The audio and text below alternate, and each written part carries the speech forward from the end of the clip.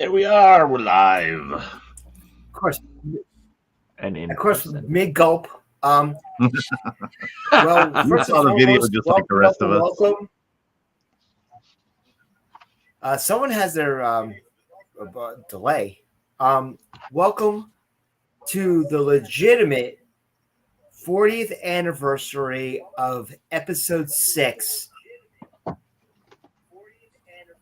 Why am I hearing like my voice? Like, oh, Yeah, I'm my hearing phone. an echo on you too. Got to Who be is it? through my Uh, setup. Oh, But, my name is Spencer. I am one of your hosts tonight as we are going through Blue Harvest. Oh, wrong movie. Solo 2. No, Different one. Oh, it could be Solo 2. Make Make Solo it 2 happen. happen. it could. Big Solo 2 happen. You know, a shout out to our friends at the Resistance broadcast who have been pushing that hashtag for quite a while now. I'm Spencer, one of your hosts tonight. And as you can see, we are live right now on Facebook and on the VCN. And running the booth tonight is Salacious B. Caffrey. Jeff, how are you? I'm okay. Am I creating some kind of echo? I don't hear you do echoing now. You're good now. Okay. All right, good. We're having fun learning the system, but so far we like it. Excelente. And to my immediate, I would say it's my right, is Wicked W. O'Neill. Hello there. How are you? How are you, Jeff? How are you, Dave? The other Jeff? Look at that. He's Yes, got his the- own. Look at Oh, that. he's got his own 2D and Wicked. 3D Yes. version. Look at that. Look at that. Look at that. Oh, sweet. Ooh, signed. Yes. And But doing our well this special evening. guest Excited tonight. excited. Yep. Our special guest tonight, who has a very nifty Topps card as his avatar tonight. How fitting. We all have fitting avatars, but Mark's is really good. We have Mark Von Mothma. How are you, Mark? Hello, hello. Very excited for the 90 seconds of screen time. You know, this is my favorite of all the movies. I think I say it all the time, and I think Dave agrees with me that this Absolutely. This is my favorite. Not Yeah. necessarily the best, but my favorite. Same. That's why when we announced what the schedule is going to be, I was like, oh, I'm coming on for this one. So I'm very excited to be back on Thursday with the boys. This is going to be a fun show. Absolutely. And you know, I was very tempted tonight to watch. I had the Blu-ray despecialized, and I'm like, that's just going to mess things up. But I want to also shout out to Andrew Suttenberg, who did an incredible post about what the last scene of Jedi really should be, and that how we should everybody who was there in 1983 should be taking their ibuprofen about now. Probably one of the biggest clicked posts that we've had in a really long time. I would say close to 10,000 clicks or views on that particular post just because of that. I thought that was kind of interesting. Oh yeah, but- well, it's all about Jedi right now. 40th anniversary, also. Today. Yep, leading up. And I hope that a lot of you went to go see it in the theaters. I am going again this next weekend to go see it at the Boston Symphony Orchestra. So I'm very excited about that. But if you want to comment and be on screen tonight, Jeff, how would they do that? Well, I think based on some settings we need to talk about later, but they can always go to StreamYard.com/Facebook and allow StreamYard to see your credentials. It may or may not work. If, however, you are on YouTube and you comment, I am 99% sure that we will see your name associated with that comment. So feel free to move on over to YouTube and chat away over there. We usually don't have as much of a conversation there anyways. So whatever's comfortable for you. Obviously, don't want to send you away from Facebook if that's where you like to be. But if you want to interact more with us, and you can maybe open a chat window on the Facebook page or on the YouTube page, I'm sorry, that might be a good idea. And we would definitely like to hear from you guys and be able to put your thoughts and questions up on the screen as we're doing the stream. And we also have a luminary actually in the crowd right now. I saw their name pop up on Facebook. Is one of the cast members from Return of the Jedi, Margot Apostolos, is actually in the crowd tonight. So, Margot, hello there. Nice. Margo, welcome. Very, very excited to have you here Love, tonight, our Margot. watch alongs. We appreciate that. And we are going to be watching on the D Plus machine tonight. So please make sure you have it all queued up. But before we start tonight, I have to say, did anybody watch the extras that were uploaded to Disney Plus today of deleted scenes and outtakes as extras? Wait, that happened today? No, Oh, but yes. now I know what I'm doing after this broadcast. How did we miss that? Or how did I miss that? I guess I was at work. There's like but like 7 still.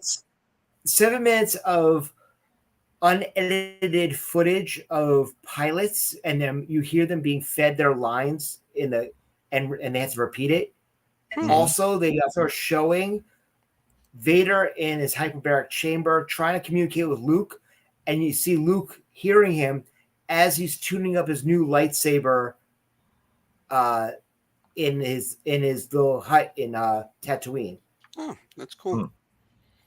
Yeah, it looks like he has like a little like tool there, which is pretty pretty awesome. Very, very excited about, so check out that.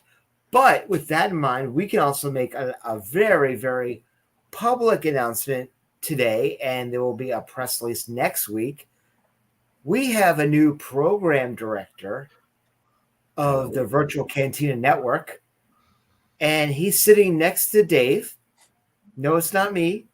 It's Mark Von Mothbud. Mark, we're so glad to have you part of the extended team to make sure that, we're moving in the right direction with the VCN. One of us. I joked. I was like, this escalated quickly.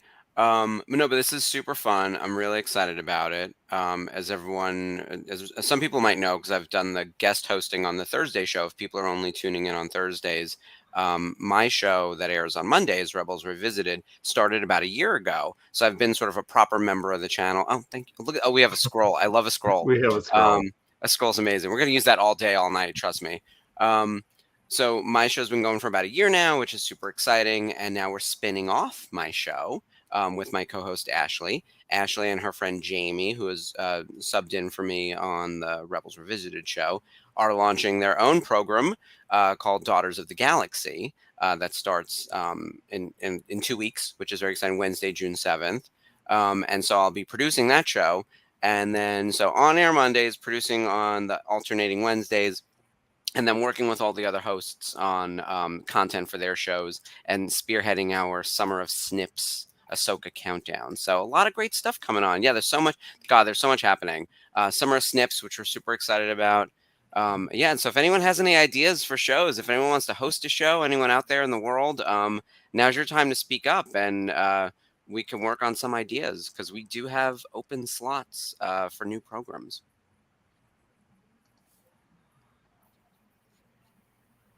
Very, very exciting. It's a new era here at the VCN, and we're ecstatic about that. And I'm really, really excited about Daughters of the Galaxy. In behind the scenes, we see a number of the graphics that the guys have been putting together for it, and it's just absolutely been fantastic. But as we were talking about as well, the 6th anniversary of Return of the Jedi, but it's also the 43rd anniversary of Star Wars. So happy birthday to the movie, the OG that kicked it all off. 46 Star Wars anniversary. And Spencer. We got the old Spencer back.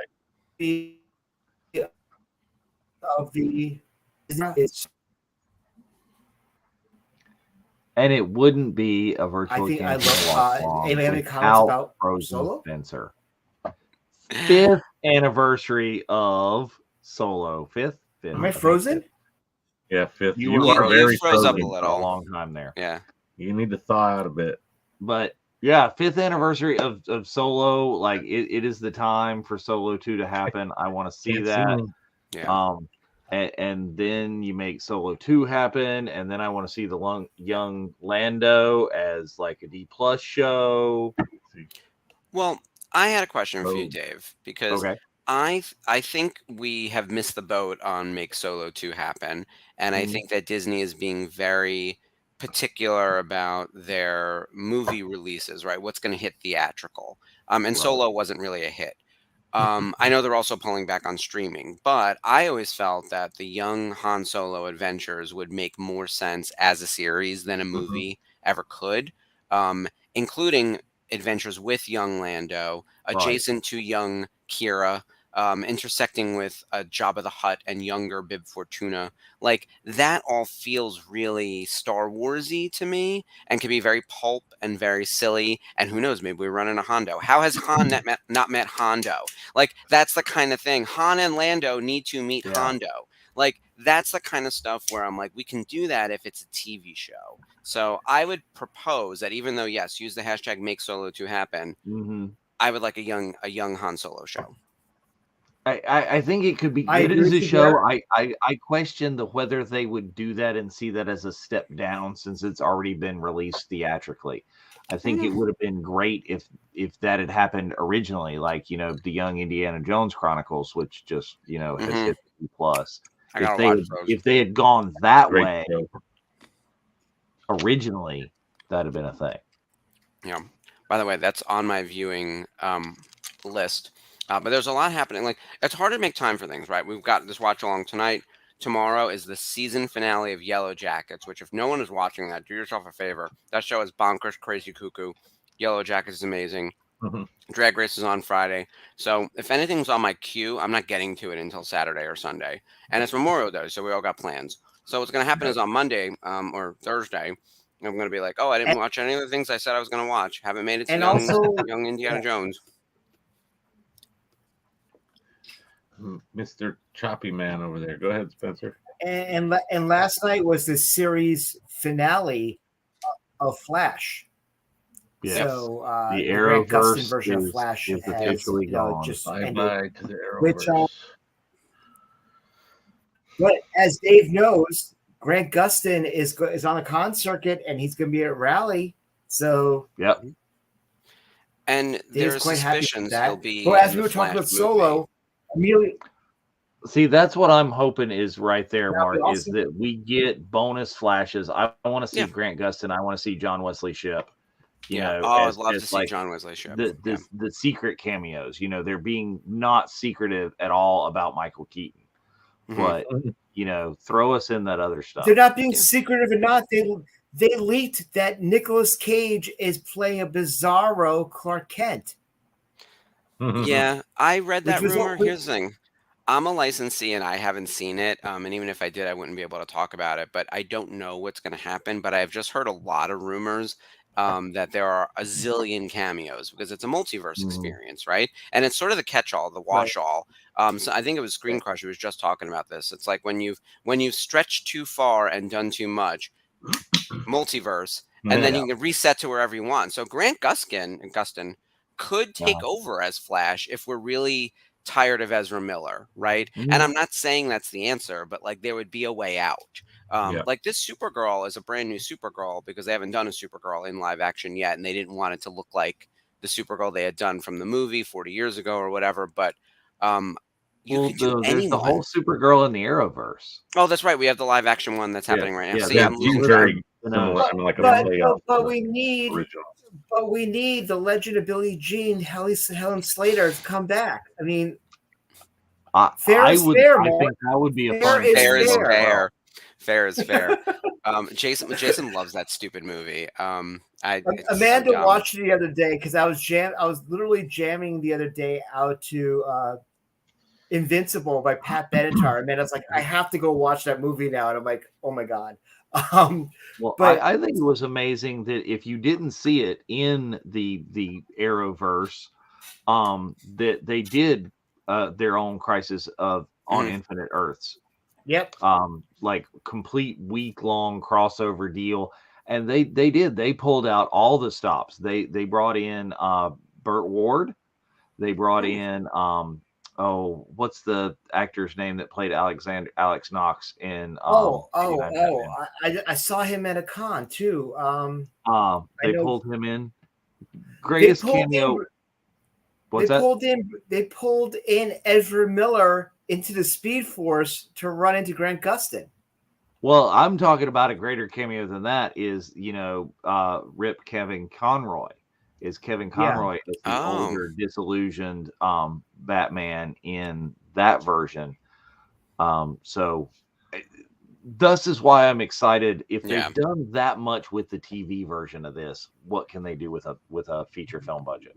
Yeah, and look, it'll be a lot of fan service, but you guys have probably heard this phrase before. Fan service done right is called payoff. So hopefully there's payoff, because I also feel like this is the end of the prior DC universe. Even though Aquaman is going to technically air after, like Blue Beetle seems like the start of the new phase. Blue Beetle is new. Right. He wasn't part of the prior movies. This Flash thing really feels like the end point. But maybe Aquaman will somehow just be unaffected. I don't know. I have no idea. It's unclear to me, even as a licensee. All I know is that nothing's happening in 2024, and that is true for all studios. If you think that we're on a downswing in quantity of content in 2023, which we are compared to quantity in 2022, I'm not talking quality, there is nothing coming in 2024. The slate is light across all studios, and it's only going to get worse with the writer's strike happening right now. WGA has authorized the vote. The vote is due June 5th. There's no way they're not going to strike, because this is the moment. I think the strike will last through the entirety of the summer, at least through Labor Day, which means we're going to lose 3 to 4 months of production time. So everything's going to get stretched out. We're not getting, and Marvel will use it as an excuse to reset, maybe recast Kang, maybe rethink Kang, maybe rethink everything. Blade can't seem to get off the ground, right? Like, they may just cancel it. We're at a point where it's like, how much are we going to sink into pre-production on something that's not going well? Those are my suspicions. So you mentioned a really interesting point that I actually wanted to bring up now, and I was having a conversation with someone about resetting Kang. Perfect time, using the mentality of what the mouse does. John Boyega. Interesting. I wonder if they go with the Council of Kangs and it's a collection of people. And that would be your way to say we didn't just replace him, we rethought the character, and it's a crew. And then you can bring in John Boyega, and you can bring in a woman and a white guy and a child and an alien and like the Lokis. Yeah, sounds exactly. like Loki. Yes, that's the way you do it, and be like, hey, these are all your variants, because it was weird that all of Kang's variants look like him. Like, I'll be honest, like they kind of shouldn't, but he's also in purple makeup, so. I don't know how they're going to handle that, because like the court case is ongoing, but he was dropped by his agent or representation of some type. So WGA, look, innocent until proven guilty, and also believe victims. And also, regardless of what the truth is, it is a problem for Marvel. And then I'm sure they're contingency planning. I know I would be. The bigger problem now, though, and I support them, it's the strike. Like the strike is already happening, and it's only going to grow, and it's only going to stretch once WGA goes out. So what does this mean for our content slate? What does it mean for Star Wars? Skeleton Crew's not happening, guys. Like, I do not believe for a second that we're getting Skeleton Crew this year. Yeah, and how far is that going to push back the Acolyte? Yeah. Wait, which one was supposed to be first? Was it Acolyte? No, it's actually supposed to be Skeleton Crew this year, fourth quarter. Right. Okay. See, I lose track. But also, I want to also plug that, speaking of about Solo, is Emilia Clarke was announced for the Superhero Con in Texas this summer, which has an incredible lineup, including Kit Harington, has Brie Larson, the first signing of Andrew Garfield, and Kay Sackhoff's going to be there as well. So that's actually a pretty great show. A lot of great shows coming up. Cantopolis, which is the child of Rhode Island Comic Con. They just announced Laura Mary Kim, Ming Yu, who was the other stunt double for Fennec Shan, as well as Joanna Bennett, who was the stunt for Katie in Mandalorian Season 3, as well as the Tusken Warrior in Fett. And they're all signing next month in Massachusetts, which is pretty cool, with Chris Bartlett and a whole bunch of other people. But just cons are coming up. Things are great. Like we mentioned, Grant Gustin was announced for a bunch of cons, which is great. Seth Green, get your Toto photos together. Get your Detours photos together. Get your Howard the Duck photos together. Hell, get your My Stepmother is an Alien posters together, or Can't Hardly Wait. And Can't Buy Me Love. Yeah, I was gonna say he's in Can't Hardly Wait. Yeah, he is a character, but I was actually going with Lauren Ambrose, who's currently in Yellow Jackets. I actually just watched that the other day, but I was actually thinking of Can't Buy Me Love with McSwayze, whatever his name is, Patrick Dempsey as the lead in that particular movie. Yeah. But yeah, cons are just... He pops back up in Bad Batch. I knew he was in more than just Clone Wars, and obviously he does all the Robot Chicken. Right. Yeah, he reprises the role of Toto. Yeah, so I definitely think I'm going to get him on Toto. Oh, and Scott Evil. Yeah, of course. So for me, you guys can see what's behind me, right? The Rebels poster. I have it all the time. Yes. He's in one episode of Rebels. And I'm going to get him to sign that because normally, before the downfall of Joss Whedon, I would have started a Buffy piece. I already have Charisma Carpenter on a few things. I already have a few of the other Slayers. I've gotten people from Buffy across various items, but I don't have a cast piece. And of course, I have Sarah Michelle on here. I'm going to have Seth Green sign near Sarah Michelle. Obviously, he's best known for Buffy. It's probably his best known thing other than Robot Chicken. Actually, Family Guy, wouldn't it? It would be Family Guy, wouldn't it? I would say Austin Powers. Oh, of course. Well, that's on screen for sure. Yeah. I'm gonna have him sign my damn Rebels poster. I am hoping for here's the how far down the rabbit hole I went. When he was announced, I'm hoping for a Buffy reunion that gets Sarah Michelle at the same con. And if Sarah Michelle comes, then she'll drag Freddie along, and I can get Freddie on like a Rebels piece. Yeah, that's how far. And none of that's happening because she's never doing a show again. So, and speaking of Rebels, Dave, you and the skipper are heading out to Tennessee tomorrow. Yes, on our way to ICCC in Lebanon, Tennessee, outside of Nashville. It promises to be a super fun show. If you are around, there will be a virtual Cantina / swag crew meetup Saturday at 2, like on the con floor in there. So please check the page for the details on the booth number and come out and see us there at ICCC. We're going to have all kinds of fun. First time I've been to that con. And a whole slew of virtual Cantina swag has made its way to Dave. So I have got to get a bigger swag carrying bag from all the stuff that I just got in. So come load up. I will load you up on some VC swag. You're going to need a bigger bag. I'm going to need a bigger bag. You're going to have to mail me when you send back the remainder of my business card. Just throw some swag in there. Yeah. I'm excited about Seth Green and all these I'm excited about con season is really what it is. Right. Con season's back. We've got a few in the hopper that we've been talking about. Fan Expo Boston, San Diego Comic-Con, Rhode Island Comic-Con. If anyone in the chat... Fanboy Knoxville looks really good. My husband's hometown, and several of his friends are out there, and they always say it's a great show and we should go. And you know how that goes, right? It's like, oh yeah, we'll think about it, and then it's too late before to make a decision. But we should absolutely keep tabs on all of this and what Star Wars actors are going to be where. So if anyone in the chat has a recommendation on a show that we should be keeping an eye on or doing something, just let us know. And Fan Expo Boston actually just announced Marina Baccarin from Deadpool and Firefly. Yeah, she's amazing. She was in I- V, the remake. Yeah. I still want to get her a Oh, Deadpool print saying "Say the word, Fat Gandalf," which I thought was one of her funniest lines in that movie.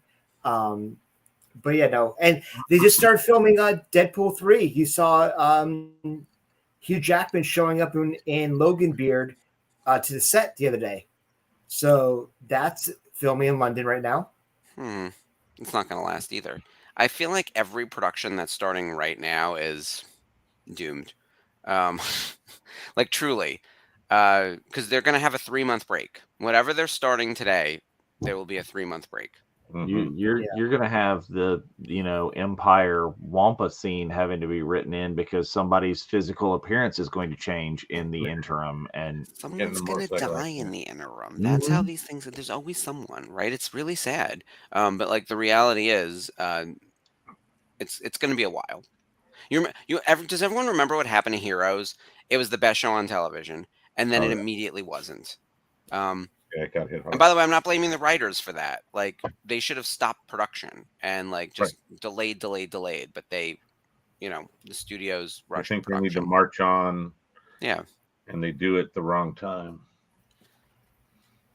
So with that in mind, we're about 1 minute out. So please make sure that you have your D plus machines all queued up. We are going to be watching Return of the Jedi, which I'm very, very excited for all of us to be able to watch that tonight. And also, we have so much going on in the VCN world. Thank you very much for joining with us. Please make sure that you are part of all of our socials. We're revamping and having a reset on a lot of stuff we're doing, but as part of our expansion, it's going to be very invigorating as far as what we're going to be doing for you guys.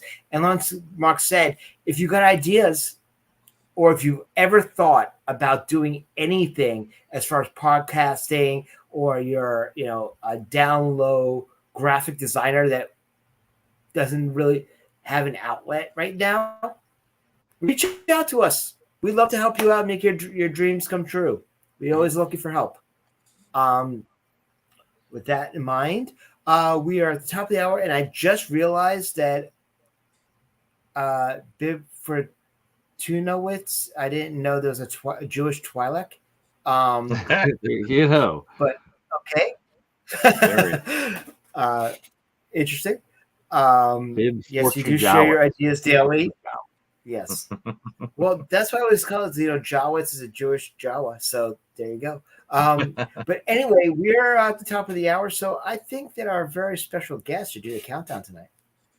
I actually have a funky little countdown video that I created that's a 5-second countdown if we want to do that. Okay, why don't we do that? So once you see the word play, everyone, press play. And this is a very quick graphic, so here we go.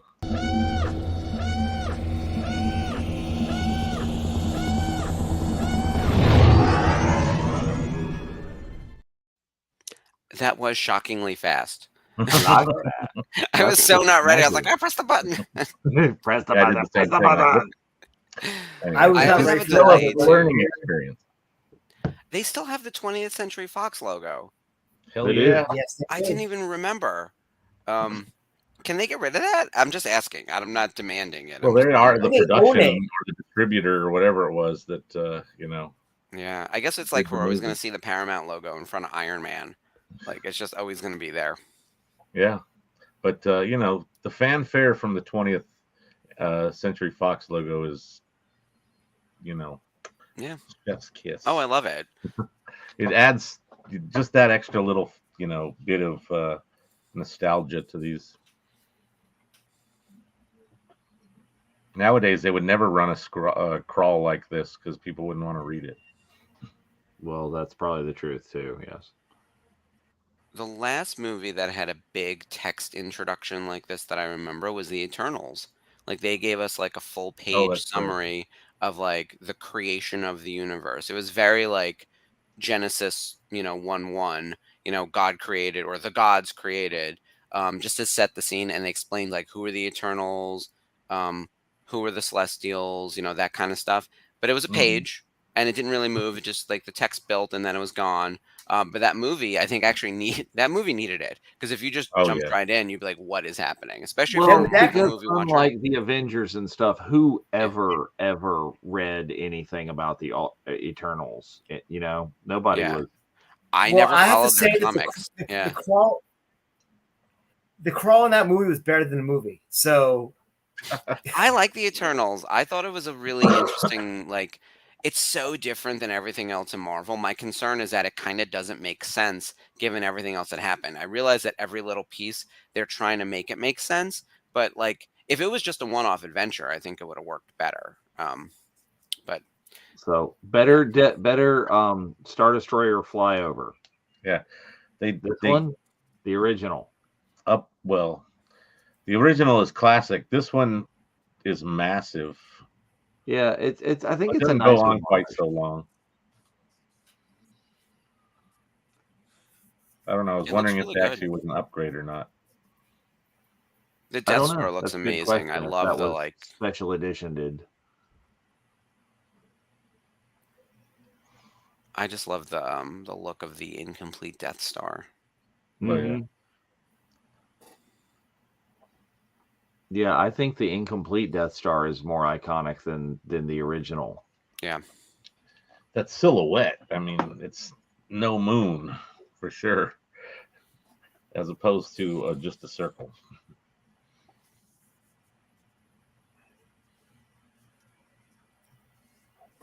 So, Mark, you mentioned that this was what brought you in. What fascinated you about this that drove you in besides Ewoks?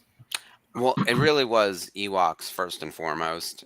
Being so, I remember I was born in '81, so I think I probably saw this movie in like '85, like on free TV, right? And I Mm. don't think I saw New Hope or Empire before this, because this was all over the pop culture and the Ewoks were everywhere. And then I watched the cartoons. Um, so that's a big part of it. But like, I loved all the creatures. Like, I loved Jabba the Hutt. Like, I loved everything in that opening of, I always think of it as the opening scene, like, because like Jabba's hut is the first like 20 minutes of the movie outside of this right here. Um, and I thought Darth Vader was just the coolest. So I think everyone loves Vader, even though we know he's the villain. Like, you kind of root for him a little bit. Like, it's like Freddy Krueger or Jason Voorhees. At some point, like, they're the protagonist and we're following them, and everyone else is just like body count. By the way, Michael Pennington is awesome as this dude. And I'm like immediately concerned for him. Oh yeah. Anybody who's got to deal with Vader. Oh, look at that. Animation. Ewok cartoon. Very nice. Yep. It was a Cells great are really show. cool. I loved it. I've said it before on this channel too. Like, the Ewok movies are garbage, and don't hold up, but go watch them tomorrow. Because I They love are them as a kid. hilarity. They're so bad. I don't know who allowed this to happen, especially the second one, which has like nothing to do with anything. It's like a spec script that they overlaid the Ewoks onto, and like a bad one at that. But they give us a Night Sister magician lady who's very cool. So, well, if you want like some entertainment, go back in, is deep dive on the VCN, and you find the Ewok movie watch-alongs with Kevin Thompson as a guest host. Oh, and we had Eric Walker too. Yes. Oh yeah, he's a big part of that. Yeah. Yeah. Well, he in the first movie, he's the main protagonist, and then they forgot about him somehow, and OG Mace. But I always, like you were saying, Mark, about that scene with Vader there at the beginning, kind of you forgetting about it. When I was in the theater last month, almost a month ago today, probably be a month ago tomorrow, for the re-release of Jedi. When that scene with Vader comes in, when he comes into this on the shuttle, I'm like, oh yeah, I forget about this all the time, because like I think the first time I saw the movie in the theater, I actually had gone to the restroom or something and came back like in the middle of that scene. So when I finally was sitting down in the seat, it was all about Tatooine and the droids. I always think of this as the opening when C-3PO and That's what I R2 mean. are like coming to Jabba's palace, which is kind of similar to like how A New Hope, I always think of them being on the planet is the starting point. It's not. Yeah.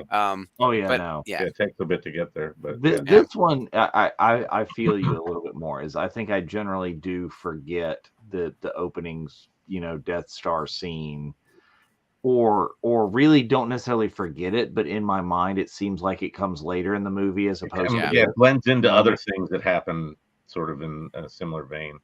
I love the Bamar monk creeping by in the background. Oh yeah, that thing. Yeah, they put one in when Boba has the palace. They updated it. Very cool. I saw I think they Someone's talked about brain just like preserved in that big spider thing. All right, like so it's got like a little ball which jar. Gamorrean guard is Constantino that'll be at ICCC this weekend? Oh, he's on the skiff, that the one that later. Luke kills. Okay.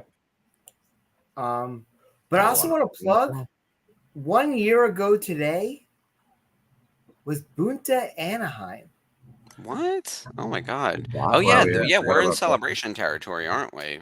Wow. Yeah, A single year, and we've already had 2 celebrations. yeah. And the funny thing is, like the other day, the one picture that came up was actually Jeff picking me up at LAX on our way to. I had my Yoda ears on. Yeah. But yeah, you don't need one of the little signs like that if you're, well, he was out on the curb by the time I got was on there. the curb for 45 minutes before he would've been showed having up all at LAX. So, Yeah. But yeah, I mean, so much has happened since Anaheim. We're already playing. We're going to Japan. We went to London. We're planning a vacation to go back to California. Like, what the hell, dude? Yeah, it's considering like nothing happened from 2020 to 2022. 22 to 23 has been a whirlwind of experiences. Obviously Anaheim was when we sort of made it official that my show with Ashley was going to be starting. And then we were on air a week later, and then Obi-Wan Kenobi was on air. And then before you know, we were in the swirl of like, oh wow, it does not stop. No, it really has been constant Star Wars since then. And here we are. We missed and we talked over the I have a bad feeling about this.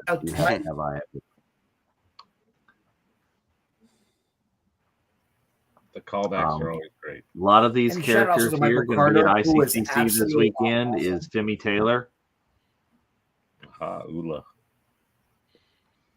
Oh, yeah, Femi Taylor's fantastic. Michael She Carter, signed autographs. Timmy Taylor was frequently awesome in London. Yep. Mm-hmm. Yep.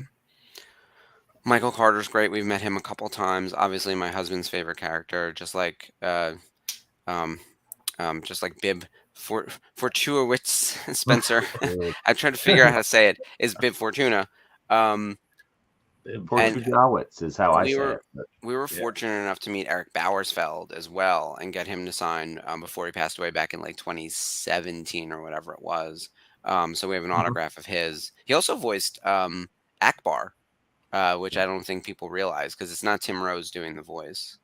So Lila, we are at 9:59. 10 minutes right there. Yep. I love the subtitles on this.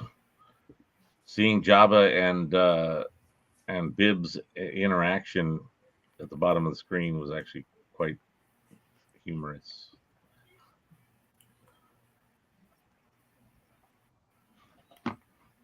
Yeah.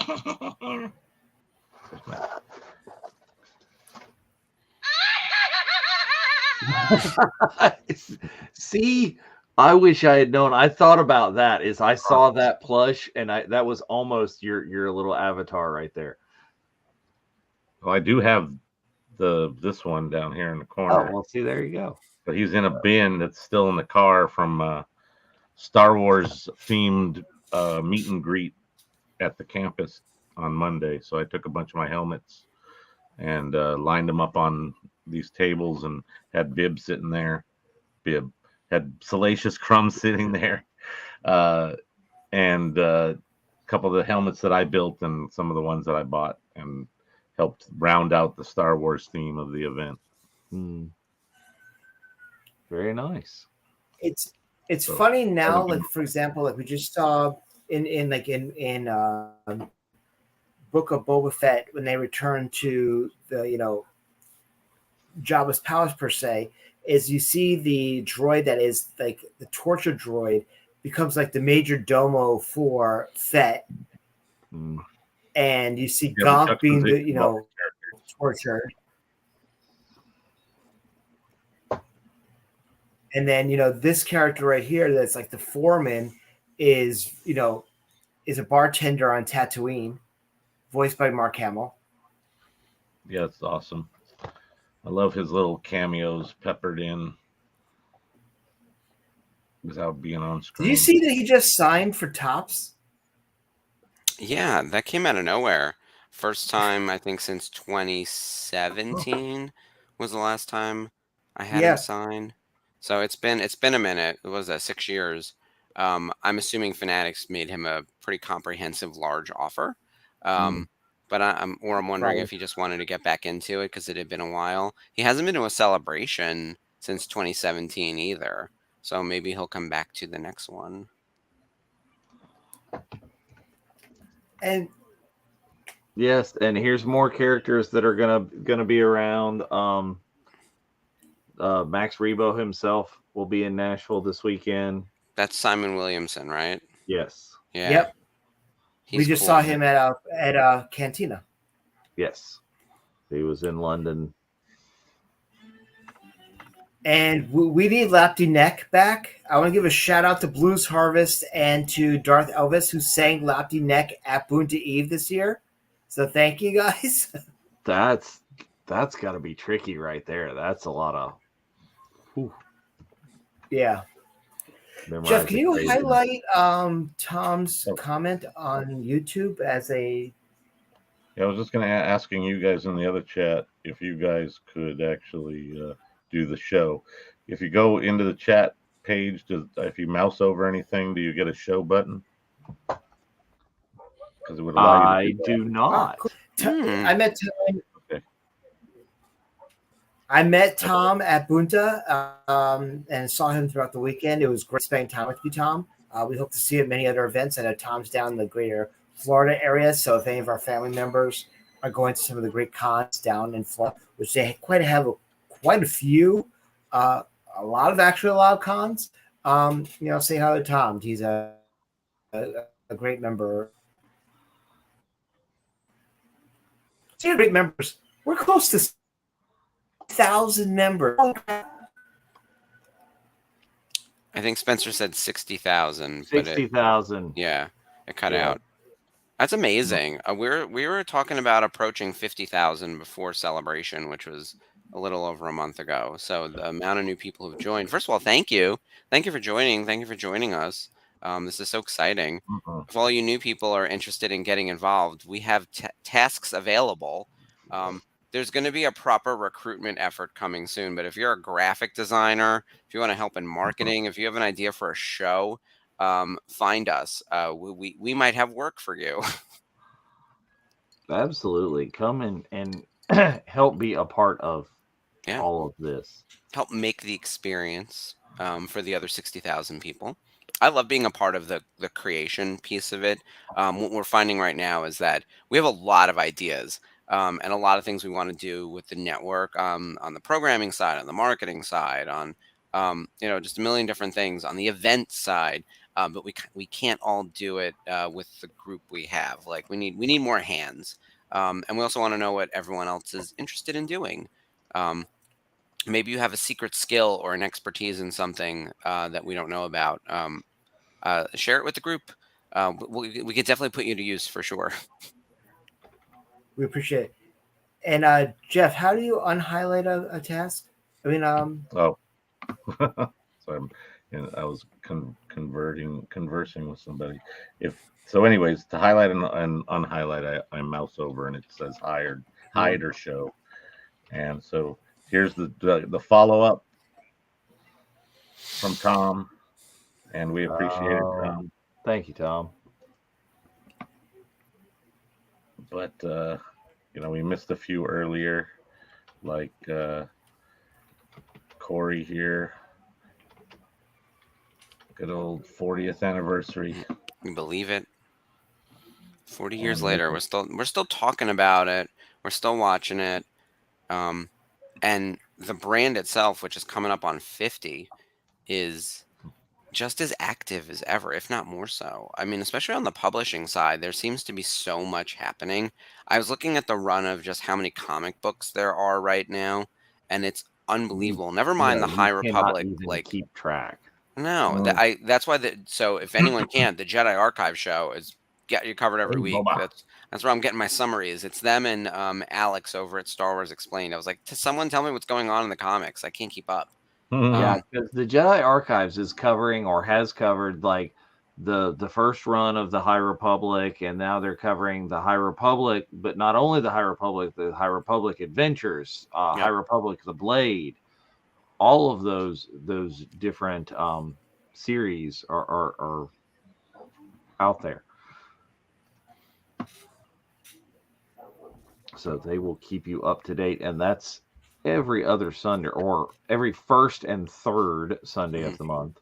And you guys are second and fourth for... Yep, second and fourth are Unifying Force. Unifying Force will be a pre-recorded episode this weekend, it being Memorial Day. And me being at a con. What's that? I said it sounds like another show. Rebels Revisited specifically. We did the same thing. We decided, especially because Mondays, we're on Monday nights, and for any long holiday weekend, we don't want people to feel like they're missing out. So with the pre-record, Ashley might be in the chat if she's around, but I've got plans on Monday. Got stuff going on. How dare you? Exactly. So we have a listicle kind of thing. We're looking at the top rated episodes from IMDb for Star Wars Rebels and deciding whether we think those rankings are accurate or not. But we're talking about the best of the best, and then what we think is missing from the list, and if there's anything sort of overrated on there. We actually largely agreed, but felt like there were a few that were missing more than anything else. These are also great starting points for anyone who doesn't really know Rebels. If you wanted to just jump in, you can watch one or two of these and be like, "Oh, I'm hooked." Yeah, you guys touch on everything, so it's also want to plug the. I'm sorry. Go ahead. I also want to plug the fact that with this holiday weekend, if you were thinking about getting our official baseball jerseys, they are on sale for the next month. Great designs. You can get your own name and your own number if you wanted it. A lot of people have gone with, just generic, which is great as well. But you can get both the dark side and the light side for $150. So place an order. We've been posting ads. Great sale on TeePublic right now, 35% off, including all of our shirts from Bunta. So take a look. There's some great designs. I love my Rebels Revisited shirt, obviously, but the Mandalorian one of Quirky Kreese is... I mean, we made that shirt just for me, didn't we? Who are we kidding? I don't know. We pandered. Yeah. I don't know if anyone else has bought that shirt. Keep the hosts I'm happy. a fan. Yeah, exactly. I will tell you at work, there are times I work on a lot of weird licenses, and I was like, I have an idea, and my boss will be like, is that for you or to launch in the catalog? And I was like, well, let's see, but they definitely have to cook me up a sample first. So there's been a few of those, and it's like, can we sell this, or is it really just me? Well, it's not like I've seen you at a con dressed as Director Krennic or anything. Yeah. Yeah. Which we, we're going to San Diego Comic-Con, so I'm trying to figure out what my outfit should be for the booth at Celebration London, because it all happened so last minute. I was just wearing the Cassian Andor jacket. I was like, this will be good enough. But if I have some time to plan, I might do a full Imperial. Full Imperial, or you guys have got such a cool Red 5 helmet now. Get yourself an orange jumpsuit and go. We might be working on an orange jumpsuit. So, and maybe a black jumpsuit and maybe a gray jumpsuit. So, yeah. Because why do one when we can do three if they're the same, if it's just color change? Right. Our next big thing, though, speaking of X-Wing helmets, not to take away from the movie, which, by the way, I love Leia as Boushh. That was such a reveal that I did not see coming. I No, thought it I was did not super see well that one done. coming either. It's the kind of thing where, like, Right. we've seen it so many times now, we take it for granted, but, like, that was super well done. Although the plan is stupid. How are you breaking in and getting Han out? Everyone's asleep at the same time and there are no guards. That's dumb. That Yeah, it's aside, kind of that. Yeah, it's very yeah, 80s like situation comedy kind of thing almost. Well, yeah. and why was there just this automatic button that like lets the carbonite thing down off the wall? And nobody accidentally Like, pressed it it wasn't screwed at the in. party. No, it's mediocre writing, and we'll allow it because we got to move the plot along. It's fine. It's a good But like show. this whole plan is dumb, and it goes on for like 30 minutes. So that I think that's what most people's complaints are about Return of the Jedi. It's like, what's happening here? Get to the point. And they redid the Death Star. Those are probably and they don't like the Ewoks. So you got like that's the Gong Show right there. It's 3 X's. They're wrong. But I agreed. I love the Ewoks. I love everything about it. There's one right Yeah. there. Our next big product reveal to Nuo Novo, which is coming on June 1st, we're going to do a customizable X-Wing helmet. So the way our current X-Wings are on the Ooh. lineup, they're ABS plastic with the yellow visor, the acrylic visor, the comlink boom, the chin strap, and then the big pads in the inside, the big donut ones, right? But the outside is deco to a specific character. So we've got Luke Skywalker Red 5, we have Red Leader, Gold I'll Leader, picture Blue that Leader, and then the one that Rey has from The Force Awakens, which is like super weathered, right? Mhm.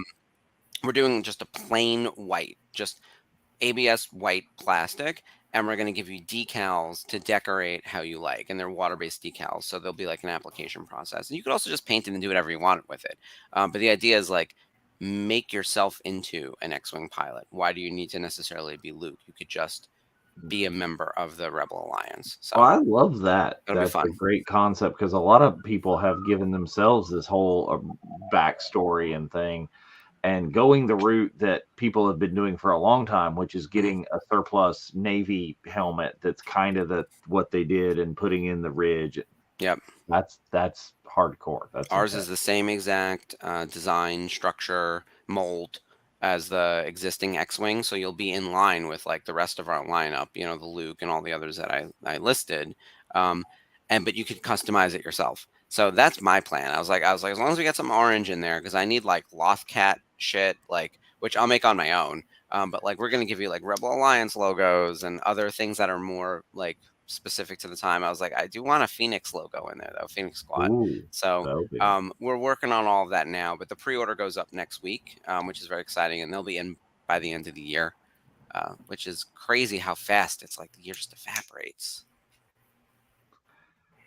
April So put in the right chat, here, I'm why gonna aren't you not give you the working out, question Scott? here. We've seen it for the last minute or so. Arguably the second most iconic costume from this entire series, Vader being one, Slave Leia, it's Yeah. got to be two. Without a doubt, especially now that it's controversial and you're not even allowed to call it Slave Leia. She's Leia the Hutt Slayer. Hutt Slayer Leia, yes. Hutt Slayer, which it was actually like a multi-year Hutt Leia. transition. All things Slave Leia were removed, and she was then referred to as, Hutt Slayer. And now you can't even really show it or do it. Like it's really become, Although if you watch Phantom Menace, like Anakin is a slave. Like slavery Well, is all over completely. episode 1 and 2, and there's a whole arc in the Clone Wars about it. So it's not like slavery doesn't exist. Well, and there's the entire argument down behind the scenes, like, are the clone troopers slaves? Are Yeah, I was just thinking the same droids Droids are slaves? slaves. Oh yeah. We get Well- that in Solo. Yep. Well, my question to everyone, to the group, does it matter if droids are Rocky. slaves? Because do they have agency and feelings?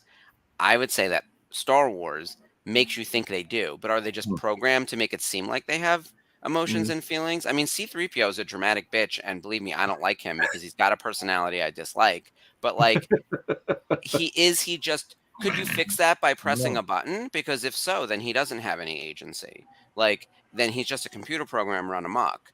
Like, Okay, so this is the, that's the tension. Go ahead, Spencer. So if Disney was gonna like PC then again into the prequels, what would you do in episode 1? Would you say, I'm you're an indentured service, I'm a person, my name is Anakin? Like, how No. what would be the No, and I think the real issue is less about her being a slave, though, and more about the sexualization. So, like, she's also, if you know the behind the scenes, Carrie Fisher has talked very openly about how she was pressured into being that skinny, and she was high on cocaine for most of the filming of this movie. And then she died of a drug overdose, right? Or ish. That's not really true. She had drugs in her system. She struggled with drugs through most of her life. So Yeah. it's a visual reminder of the literal struggle that eventually killed her. Right. Well, I can don't understand why forget people would want to Slave be 1. sensitive about that. Hmm? But don't forget about Slave 1. It's now the fire spray or Boba Yeah. Fett's starship. There's like a larger paintbrush of cleanliness that seems to be hitting all pop culture. Like if you look at the stuff that we watched as kids, it was definitely edgier. So now it's both somehow it's interesting. Like things are definitely more progressive now, but at the same time it's cleaner. And I think Gen Z is a good example of that. Like they seem to be much more open to things that might have been taboo before, but then they don't want to see nudity in their movies because they didn't consent to that. It's really weird. It's this weird, like if you plot it on an XY axis, they're moving very progressive in one direction and then a little conservative in another direction. So it kind of like doesn't make sense, but it's like accepting, but in a clean way. Because whereas the I think like PGs Gen that we Xers are watched very in gritty. 1983 is Yeah. not the PG that exists today. No, Temple of Doom. Barely Perfect even example as well is the kids that played Romeo and Juliet in the Zeffirelli movie that we all watched in school are now suing the estate of the director for nudity. Okay. That was a 70s, 80s going through movie. a thing about on Blue Lagoon. So being and her being growing up that getting sexualized basically by her mother / manager or whatever. Yeah, Brooke Shields went through it. Drew Barrymore, who, by the way, I would tell anyone if you want to see like what a survivor looks like Drew Barrymore, it's sort of amazing that she's alive, given like her drug issues when she was like 12 years old. Like they were giving this child cocaine and harder drugs and was sort of abused by the studio system and everything, right? And she's made it out to the other end, right? Like she's alive and well and doing well, and her whole talk show is all about like positivity and helping people. And remember when people were making fun of her because she was like dancing in the rain and they were like, what's wrong with this lady? And it's like she thought she was going to die at like 20, and so every day is like literally a blessing. So I love that she's found peace with all of that and figured it out. She's someone you can watch, and you hear some of these like horror stories though. Like honestly, Carrie Fisher was going through hell while this was going on. So there are definitely times when I'm like, this is my favorite Star Wars movie, and at the same time, like seeing Carrie, and if you look at her performance, there are moments where it's very manic, is really sad. And you notice like she has a scaled down role in this movie compared to the others. It's she was really going through it. And here we have right there, not to take away from that, we'll get right back to that. This is like our first major that you really, really notice special edition scene. Yeah, that the 97 graphic work is 97 graphic work. But it's some of it really stands up, I gotta say, depending on the shot. Like some of the the X-wing shots and stuff are still prime shots, but a lot still of better than Scorpion King. Yeah. How about the first what's his name? Dang, I can't think of the character. Anyways, but there's a lot of this movie has some issues. In the scene when he's fighting the Rancor a minute ago, there was a lot of things that Luke should have done and did not do. Jedi and Force wise, so it's always fun to be like sit there and pick it apart. Well, he could have just told them that it was not funded and that had to go away. But like when he ran up to the thing to try to get out from the Rancor, he should have done like a mind trick on those guys to get them to open the door if he wasn't going to force it open with the Force. Well, we also Anyway. talked about, I mean, He would last never time we be here, watched though. this, we also Go talked ahead. about the fact that Luke force choked the Warring Guards. Oh yeah, Mhm. Like when he walked absolutely. in the screen. Yeah, good for him. I gotta tell you, if I had the Force, any Yeah. minor inconvenience, Yeah. people would be hurled into the atmosphere. What are we doing? I'm Yeah. using the Force to fetch the remote. I'm Yeah. using the Force to like walk my dog. Yeah, But yeah, there you every go. little thing.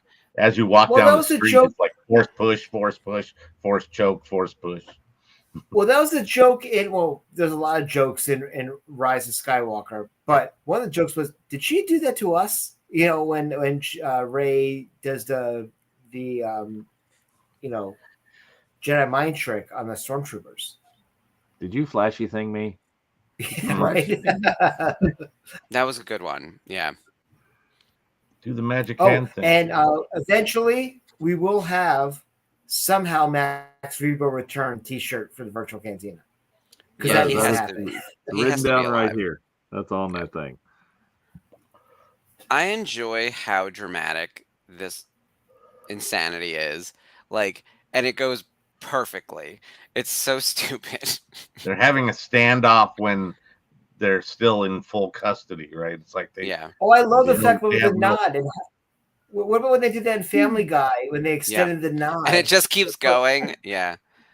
look how long he had to wait for that saber to show up. Yeah, it's a like lot. didn't somebody just like take him out with the axe while he was waiting? Stab him Well, real quick, cut off his hand. if you read Heir to the Empire, Wow. Mara Jade was supposed to catch it, at that time. So talking about EU, but Ew. Yeah. I'm sorry, it Exactly. doesn't exist anymore. It isn't canon. It's not my Star Wars, etc., I have etc. to say they've improved the jetpack capabilities on screen Oh, for sure. from that to Mandalorian. Meanwhile, goodbye, Boba. Yeah, I'm wearing my Boba Fett. I'm wearing my Disney Weekends, Star Wars Weekends T-shirt because it had Boba on it. Nice. It's his That's last great. stand. Yeah. And Boba died, and we never heard from him again. Yeah, not so much Or that. did we? Look how slow he is. He's like, what? Oh, no. Blind guy with the stick. Whoop. Oh, that Done. that arm one goes up like that. I know for a fact is Dickie Beer because that's the Nice. only picture we can use to have him sign autographs Oh. for at Tops. So Cool. he was in the suit right there. I think he did a Nice. lot of that stunt work. Yeah. It's amazing how many Okay. people have donned that suit, especially in the original trilogy alone. Yeah. But Jeremy, even like John, and special Dickie. we edition didn't need Audrey too. We didn't need Audrey Many, too. many people. There's actually a- Rancor. I mean, Sarlacc. that beak thing is definitely weird and unnecessary.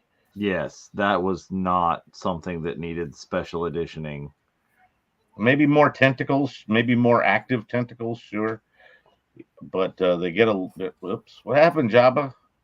Yeah, I like Gotta that take a nap. Leia kills him with the literal chains that she was bound the with. bind That's a her. great little That- metaphor. Yeah.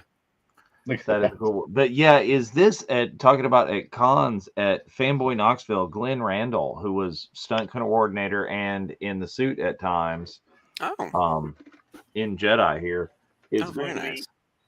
there in July.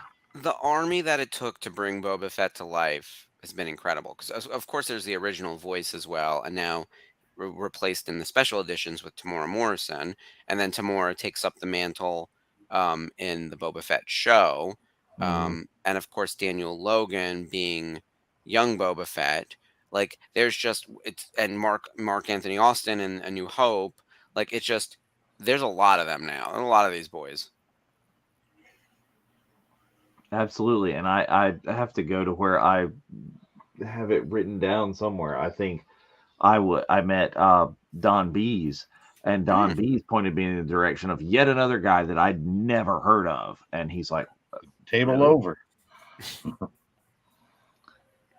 Right next door. I also want to plug there's a great show called the Intergalactic Con, which is a Jedi reunion in Rochester coming up that has a ton of actors being flown over, including one of Dave's White Whales, Mark Austin, right now.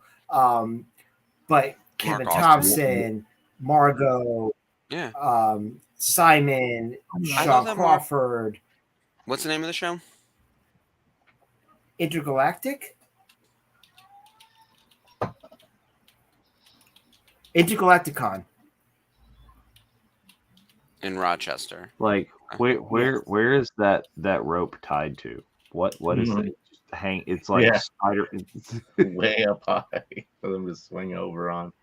In the Death Star trench, that or wherever, I'm not trench, chasm or whatever.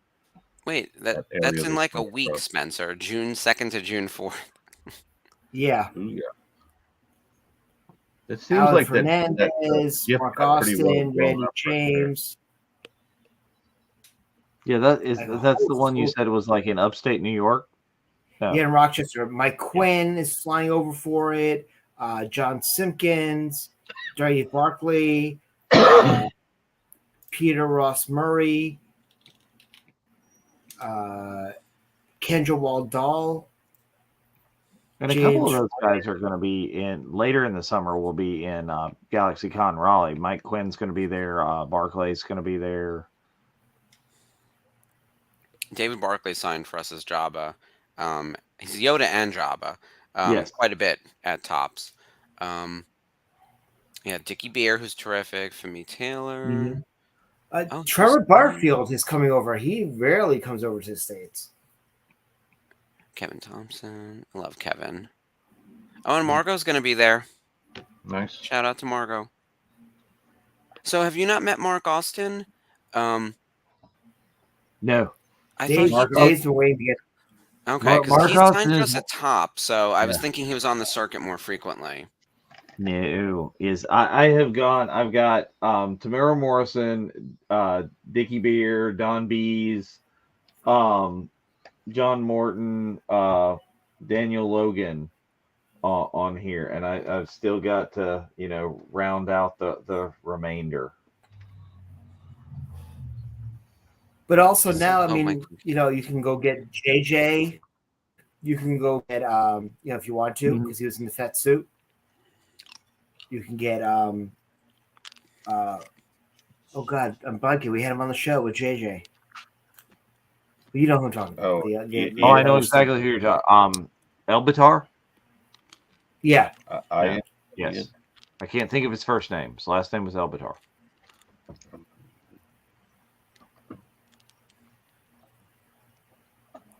Oh, and right here again this weekend at ICCC, which is humongous, ridiculous Star Wars. Ian McDermott, the Emperor himself.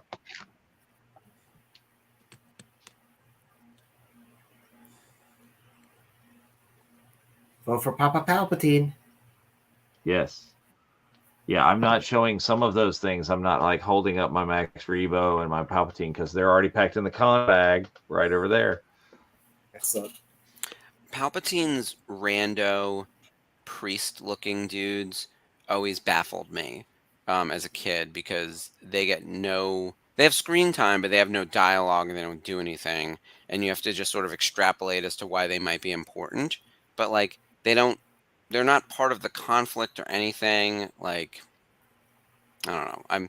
It's a wasted opportunity. But then you see the Praetorian Guards that we just, like in Jedi as well as in, we just saw Mandalorian that were, the upgraded version of those, and they were badass. No, not the Royal Guards. His little priest guys. Those two randos. Yeah, the guards made sense to me because they were just like another type of soldier, and they're always making. Which, by the way, I love those with the red. They're the most badass. That's why they're with the Emperor, right? Yeah, makes sense. They just don't demonstrate it in the original trilogy. You think they're badass, and that's the entire reason you guys make that helmet, isn't it? Yeah. Also, you can barely get it on anyone's head. But people love that Royal Guard helmet. I'm still making it. I keep going back into production on that damn thing. It's funny the ones that you think like I was like, oh, we'll make our 100-unit run or whatever and be done with it. And then it's like, oh, we need to make another order. Oh, we got to order more of that one again. Oh, don't let that one go out of stock. Oh my God, people are buying it. Buy more.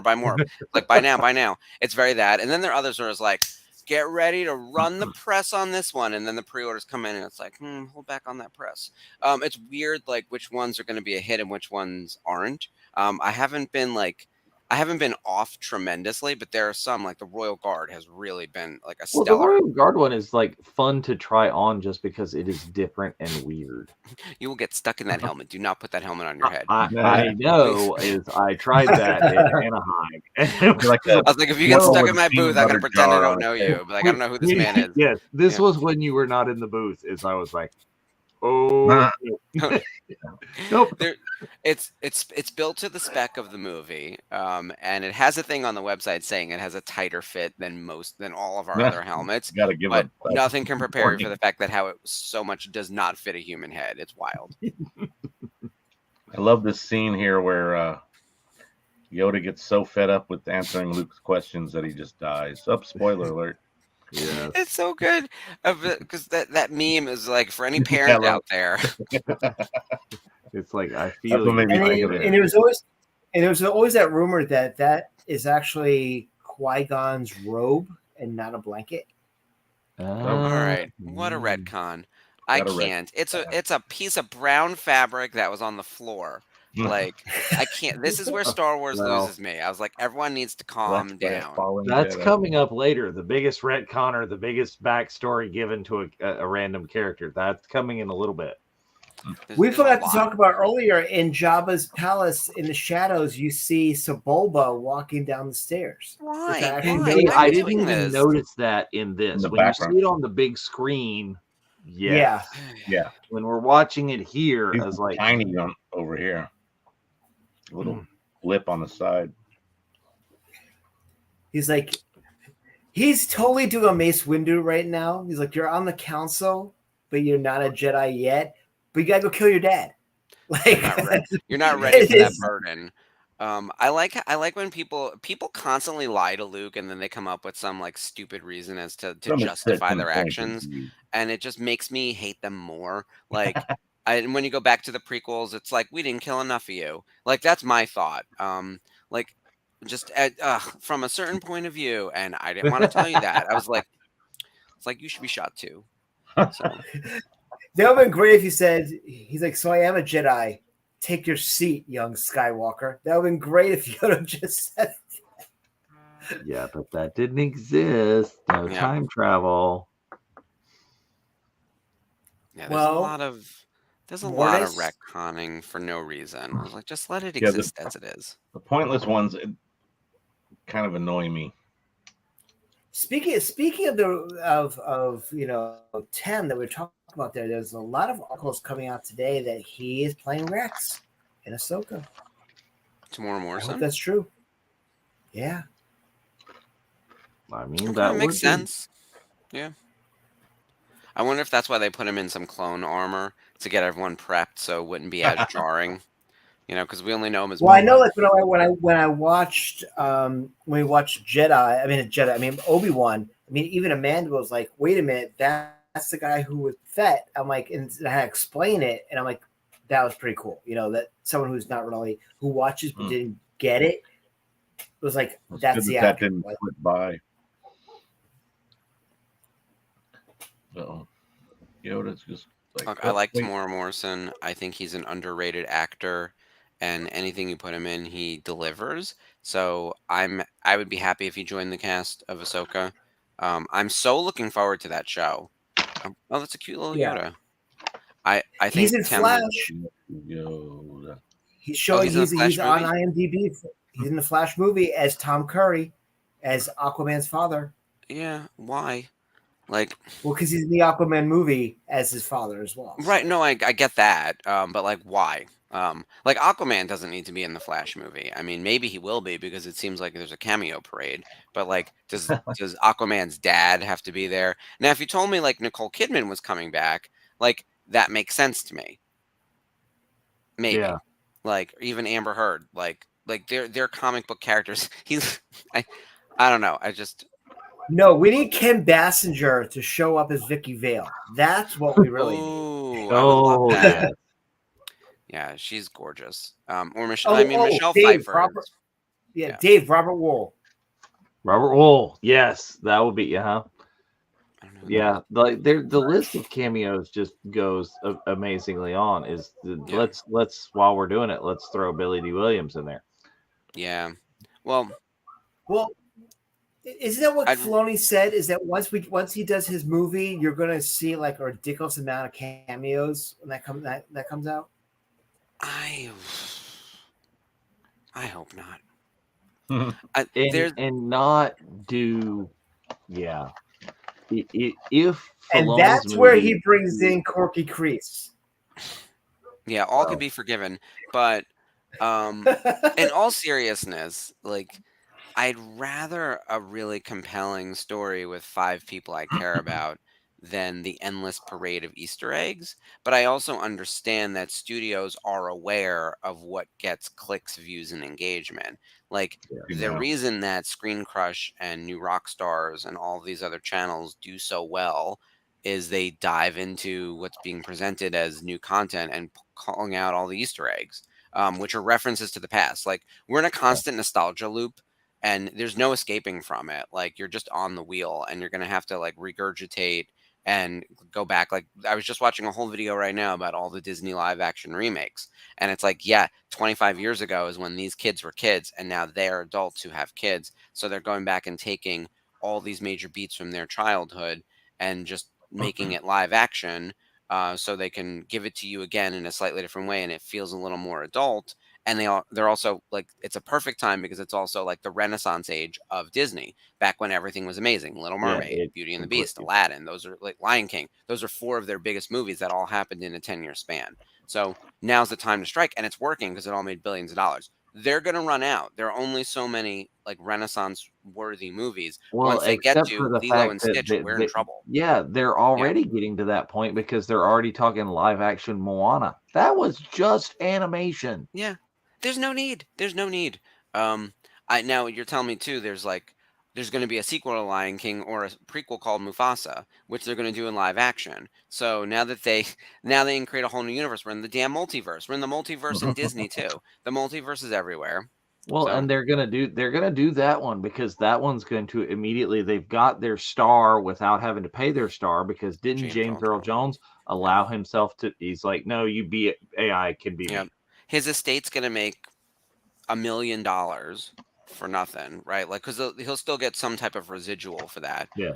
He'll get but paid. it won't be the same. Like he probably could have demanded 10 million for a performance. He'll get paid 1 million. The movie will make the first Lion King remake, the live action, which is still animated because it's those animals. There wasn't real tigers and shit. Like made $1.6 billion worldwide. Wow. 1.6. How? Oh, here we go. Here's my girl. There you go. Here's your few seconds. This 90-second clip launched one of my all-time favorite characters, and now she's in everything. We can't get rid of her even if we wanted to. I love her. I can't believe it, but like she's literally everywhere. It's amazing. And she loved my "Hello, my name is Manny Bothan's" t-shirt when I walked in. She read it, she's like, "Oh my god!" Like, what a sweetheart. She's sharp and with it. She's 92 or whatever it is, and she's still gigging. I was so excited that she came to Celebration. I was sad I didn't get a chance to like meet her. But I have her autograph, along with Tim Rose on a great dual photo of the two of them. And I have her autograph card too, because of course, she's terrific. And Genevieve really did a great job, like continuing the legacy of that character, both in Revenge of the Sith, in Rogue One, in Rebels, and now in Andor. Like it's amazing. What's awesome about her is did you kind of aged into the role. Ahsoka? What's that? Did you lose your mind when you saw her in the trailer for Ahsoka? Oh my god, yeah, unexpectedly. Jeff is right. Like she aged into this role perfectly. And in theory, like she could be the Ahsoka age as well. We know that she's alive during the events of the new trilogy, 7, 8, and 9. I don't think it was ever cleared up, like whether she was on Hosnian Prime when it was destroyed or what happened with her. She would be older. I think she'd be sort of done with government at that point. But like, back what they said is that right before the book Bloodline, Leia was the head of the New Republic, until it came out that she was Vader's daughter. Yes. And then Mon Mothma took over as the head of the New Republic after Leia. And then Leia went to the Resistance, which Right. she was always accused of being a war hawk because she didn't want to demilitarize the same. Like, Mon Mothma's fatal flaw was that she was actually like too naive despite all of her years of living in the truth of the Empire, right? Like, she was a senator under one of the worst government regimes in the world, and yet she was still trying to hold on to her ideals in such a strong way that she's like, okay, now that we have power, we need to do all the things that we wanted the Empire to do. We're going to demilitarize. And that was their big downfall, because then they couldn't defend themselves against the First Order. Like, all governments need a military, and it was very naive to think that like we can do this without. And we saw it played out in Andor in that episode where it's like, oh, we've got this rehabilitation program. Actually, that wasn't in Andor, that was in Mando. You're seeing it seemed like it was in Andor. Yes. It was an Andor Light episode for sure. It was Mando trying to do Andor, and I was like, oh, copy your homework, but like it's a B+, not an A+. Mando, yes. Yeah. But like, I thought the Andor show was spectacular, and I'm so excited to see season 2 once it finally gets rolling, and then to see the character then move to the Mando time frame during the Ahsoka show is going to be amazing. I would love to see in the big movie where all the cameos are going to live, supposedly, Mon Mothma's got to be in there. More importantly, though, if we can do one thing and one thing only with Mon Mothma, at the end of the war, so after Return of the Jedi, there's still some conflict. Operation Cinder and everything else that happens, the events of Battlefront 2, right? Like, the Empire has to actually surrender after the Emperor is killed. Mas Amedda from the prequels, his little, the blue guy with the staff and the stick, from the prequels. You guys know who Mas Amedda is. Maybe the general viewers might not know, but like, he's the one who surrenders the Empire when all is said and done. And he surrenders it to Mon Mothma on her homeworld of Chandrila under that tree, that species of tree, the same type of tree that she has in her apartment in the Andor show, which makes me think they've thought about that tree.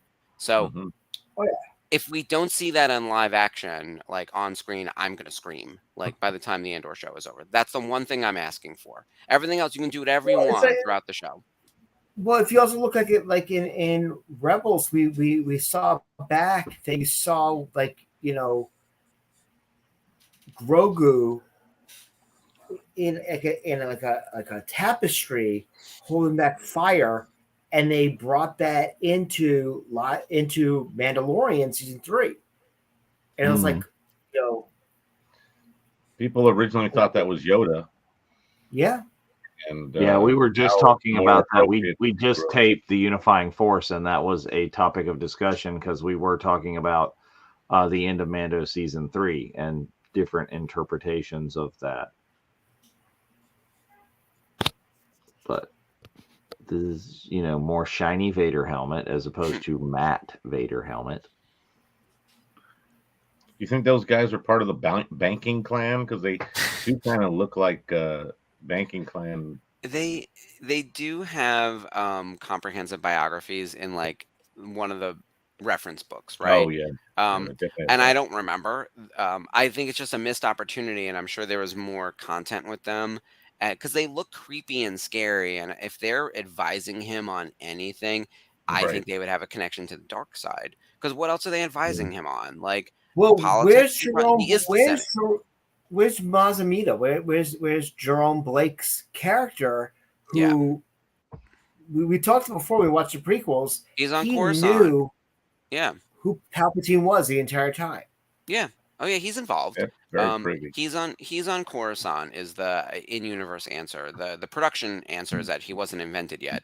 But like but he is still alive right now. If you follow the character's arc, he's still alive, and he does play a critical role right after the defeat of the Emperor, but he's on Coruscant while all this is happening. And it's usually because he doesn't go with the Emperor most places. He's always on Coruscant. And when the Emperor goes places, he's always back at like home base. He's like the man in the chair, it seems. And he knows all the stuff. Like, do you guys remember in the Clone Wars when Darth Maul has the fight with the Emperor, and the Emperor like senses it, and is like, "Oh, I got to go to Mandalore and take out Darth Maul." Mas Amedda is the one who sets up his ship, but Mas Amedda just stays there, and he stays in the office. He's got the best gig.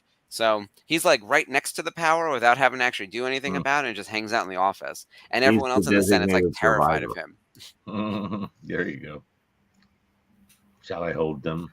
It's like I'm not going to be on that Death Star with everybody when that gets blown up again. Spoiler alert. But Fool me once. I love this here. The how quotable this movie is. Again, this is fly casual. Fly It's casual. Yeah. Yeah. It's an older code, sir, but it checks out. I love that. I actually think that I need to get Seth Green to sign something from the Star Wars Family Guy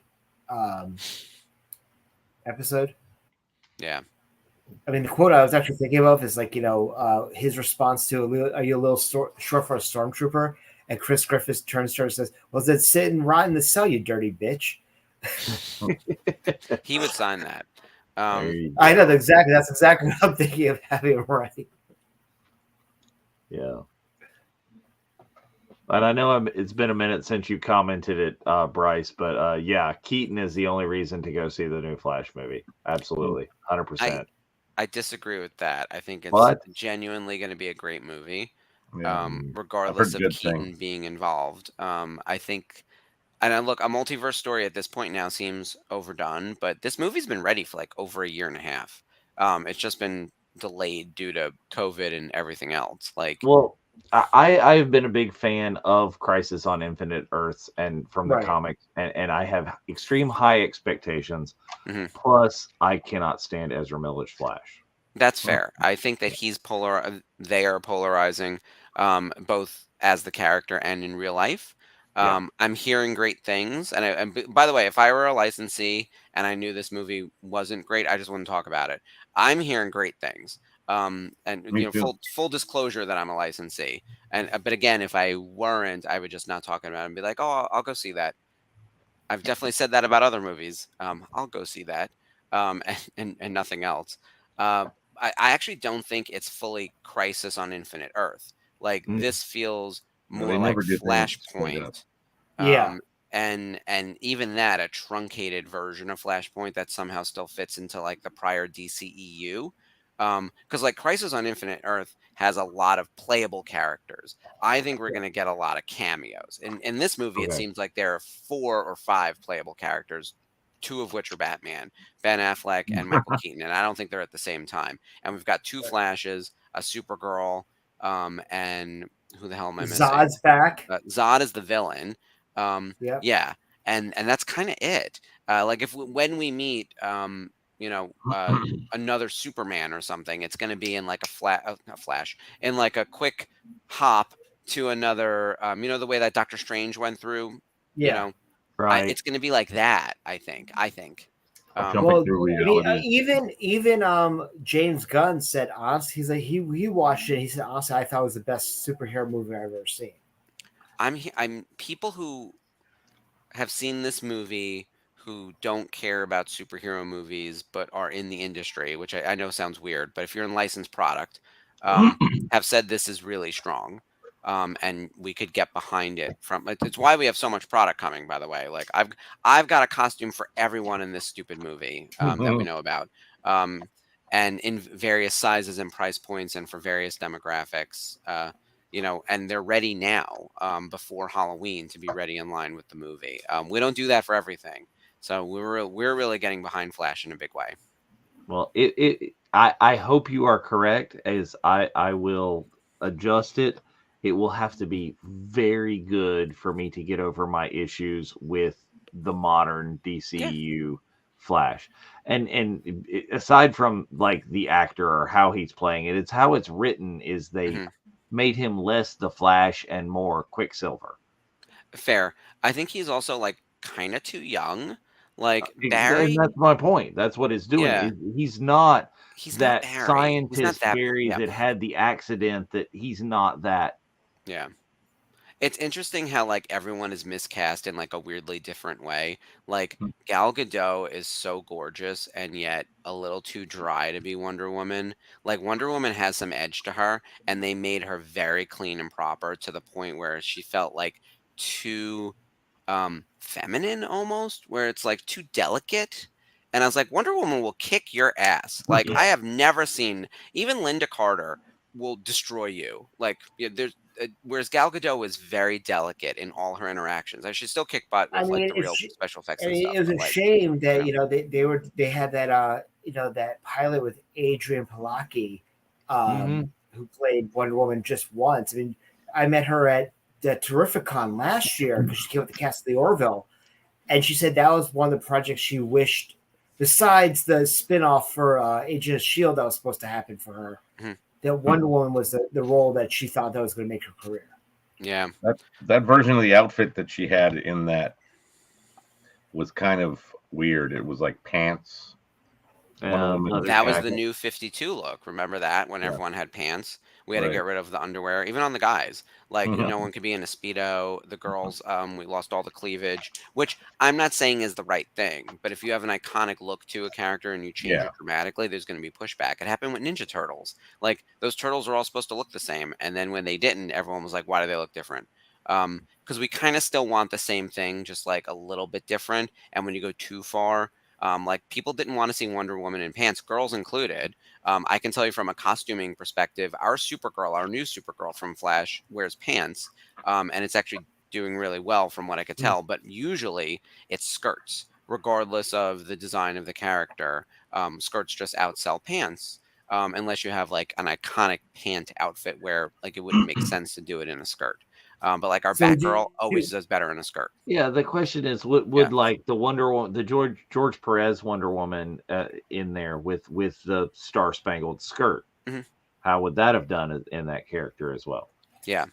Um, And I look, that would there's a be million weird. interpretations of every character, and that's actually the really fun stuff you can do in a multiverse. Like, I would love Gal Gadot Wonder Woman to actually have a conversation with Linda Carter Wonder Woman, not as like that little cameo she had in 1984, but instead like actually two Mhm. Wonder Women meeting Yeah, and discussing. Because you have to assume that Ben Affleck is going to have a conversation with Michael Keaton at some point. Like, it would be a missed opportunity if they didn't. We already have Flash engaging with Flash the whole damn movie, right? So Right. it would make sense that the two Batmans are going to talk to each other. And like, I would love it if George Clooney swooped in. I don't think he will. By the way, what's Chris O'Donnell up to? Can we please get him in there? He was like, I had to actually, I was Googling some pictures because we're doing a whole bunch. Next year is the 85th anniversary of Batman. And I was Yeah. like, I forgot how hot Chris O'Donnell was. Like, and that Robin was like the iconic, like hot guy of the time Robin. Like, it was wild. It's very So Nightwing. Yeah. Yeah. like I love Batman Forever, and I remember being in the theater with all my friends, and when he's up on Edward Nygma's island, and he said, "Holy rusted metal, Batman! Yep. What? Look, Yep. it's holy!" Yeah. It's got And I'm holes like, in it. "Oh my Yeah. god!" Now Burt Ward. It's perfect. It was so that is perfect. hilarious, and that would be a cool thing. Is like a Chris O'Donnell cameo as Nightwing. Nightwing would be great. Yep. He could do it now. He's the right age. And that's another that would almost be like a unifying force topic for a different type of different franchise. You know, who's the heir to Batman when Bruce Wayne dies? Is it Damian? Is it Dick? Like who's Bat? Is it Barbara? Like who is Batman? I would argue that it's Damian because Alfred. Dick Grayson should become Nightwing. Already his own Right. guy, but like it's not like levels where you just keep going up. Like So he is Nightwing, and I love him on Young Justice, the character yeah, of Nightwing. Damien is a whiny little bitch. He It's is, Terry. yeah. It's Terry. Terry is the heir to Oh, Batman. okay, Batman Beyond. okay, all right. I think that's fair. No, it's Jordan Gordon-Levitt's character from the Chris Nolan trilogy. Secret Robin. Secret Robin. Yeah. Secret Robin. What a stupid twist. By the way, I love those movies, but like, man, can no one stick a landing on anything? I was telling someone, I was like, just keep it going because like you're never gonna end it correctly. Like Dark Knight Rises was such a drop down from Dark Knight. You know, Rise of Skywalker was such a fall from Last Jedi. I'm hearing okay things at best about Dial of Destiny. Like, I don't Yeah. know what it is about writing endings that people can't do it anymore. Yeah. I read one review that said Dial of Destiny makes Kingdom of the Crystal Skull look good. No, I hope it can't possibly There's no way. There is not a word for that level of badness. I mean, because if a movie is worse than Kingdom of Crystal Skull, it's so bad it starts to become good. hmm Well, Rocky 5 will never be good. So, Which one was 5? The one with the young. the one with Tommy Gunn, The Yeah, young Tommy. kid. where Yeah. basically, but Stallone's basically too old to Paulie fight, loses so we all have to get a young hot kid to do it. Yeah. right, and he ends Okay. up street 4 fighting is him because 4 is Russia. Or yes, right. Dolph Lundgren. What But the was thing 6? is Russia, that Rocky Greeley, after Jackson Hole, Wyoming. so 5 was horrible, but then they went to Rocky Balboa and then the Creed movies, and every movie after 5 was absolutely incredible. Yeah. Just like the 'Cause movies before 5. 6 was Rocky Balboa, and that's where Adrian Yeah. died, or was already dead. He was a Yes. widower. Yeah, and Yeah. then then we're into the Creed movies. Yeah, Which were all I haven't seen 3 yet, but the I first haven't 2 seen were 3 either. really good. Yeah, I liked 1 and 2. Yeah. Look, Michael B. Jordan is super charismatic and just like you can watch him do anything. So, You need to Which direct. I loved his cameo in Black Panther Wakanda Forever when he was in the dream Yeah. sequence for Shuri. I knew they were gonna have to bring him back in some form. But again, multiverse. Can we just get him back? Like, if we're gonna do Secret Wars, Yeah. This is your chance to bring back. I mean, we have to. I mean, you don't want to recast, but you Yeah. could pull him through, and maybe he's the good Black Panther from his universe, and it just so happens to also be Michael B. Jordan. And Shuri would be like, "I kind of know you," and he's like, "I don't know who you are." We're dealing with that with Gamora and Guardians of the Galaxy. They made it work. Like, I bring him in. If you talk about this, Doctor Strange, that they had Monica Rambeau as Captain Marvel. Yeah. And then they had Peggy Carter as Captain Britain. Yeah. I would. By the way, I want live action Captain Britain. Me and no one. It's another one that I'm cheering for that no one else gives a shit about. But like Captain Britain, let's go. And Excalibur. Like, I want Megan and Lockheed. And by the way, put Megan in her skimpy outfit that she wears in Marvel vs. Capcom. Like, give us some comic accurate costuming with a tiny little dragon. Like, that would be adorable.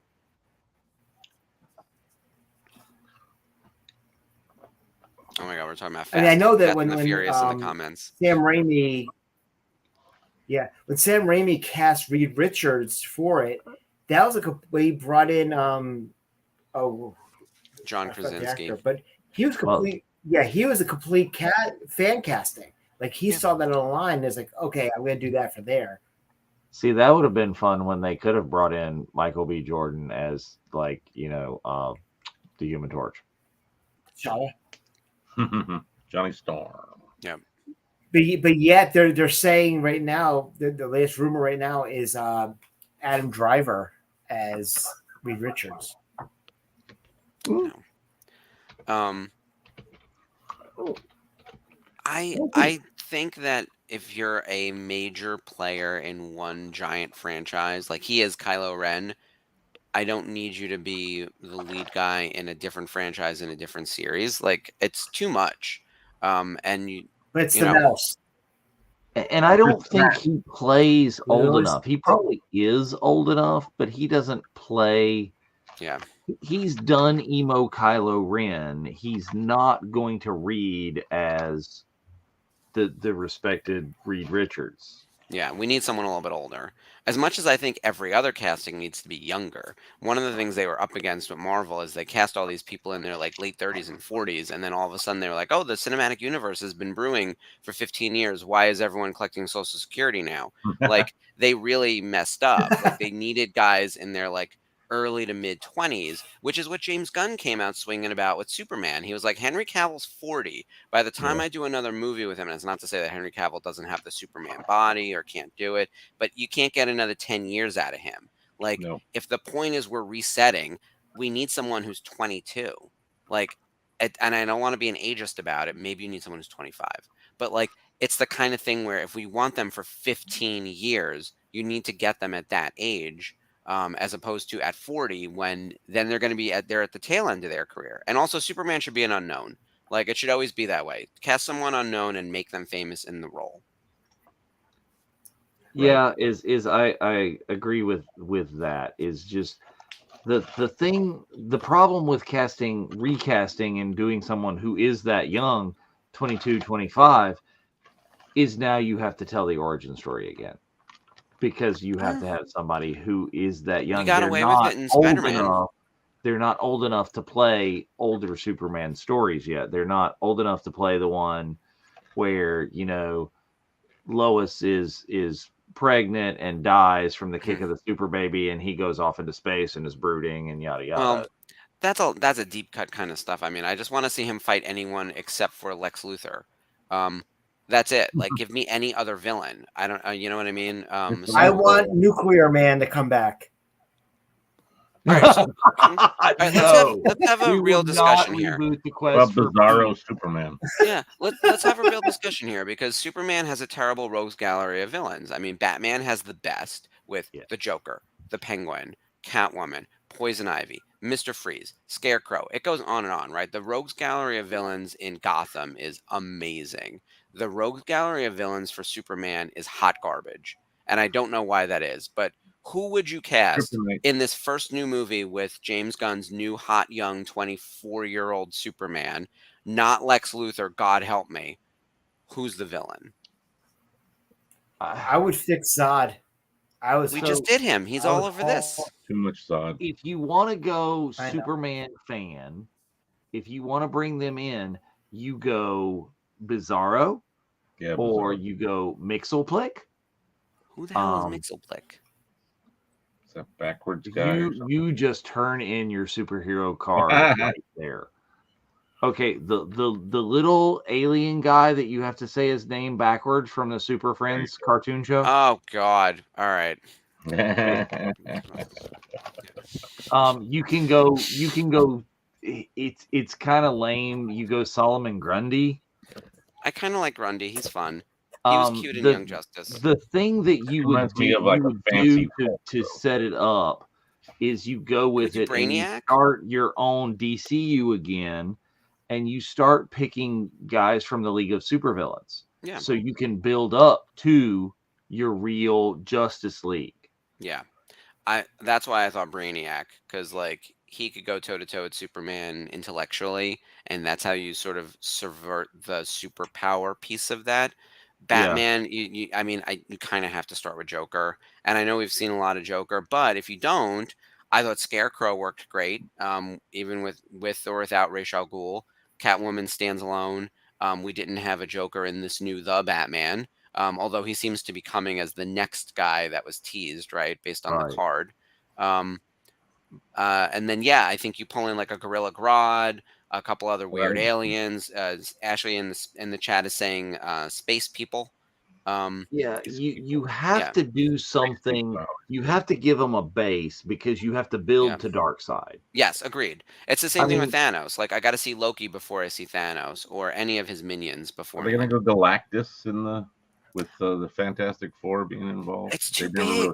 I think Galactus before when they try to go immediately to Galactus. My feeling is like the stakes keep raising to a point where it's like preposterous and I don't enjoy it. Like we have street level violence that we deal with in Daredevil, and then we've got like global crisis items like Age of Ultron. Oh yeah, you have these categories. I remember that. Yeah, like Galactus is as stupid as Eternals with like the kind of threat, and it's like it sort of pulls you out of it. By the way, I loved everything about Eternals except for like the arm coming out of the earth. It's so dumb. It's like nobody has talked about at all since all the. No. So they're saying that that's going to actually take place. That's going to be like something in the future in there. But back to this. Look at these Ewoks. We are. There's so many Ewoks and there's so much. This is such a blast. The Ewoks are great. C-3PO floating in the air as their god is tremendous. Okay, where do they have that outfit? Portability of this too, sir. It's against my programming to impersonate a deity. This is like how Anthony is that. Just sit there though. But where did they get that outfit for Leia? Like, I want to know. From someone else Like, they ate. they just have that, like, Yeah. It- From it- other gotta woman be who that. came to visit, and she was dinner a couple of nights ago. They did a nice job with her hair, Right. though. I love this. Oh, yeah? The retelling of Star Wars in Oh, yeah. in whatever language he's speaking. It's so well done. Ewok-ese. Yeah.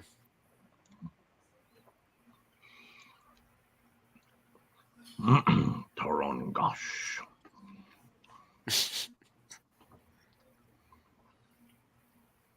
Yeah, the Those, sound. I love this because the sound effects he makes kind of remind me of the style, like sort of a lower quality sound style like you got in some of the toys.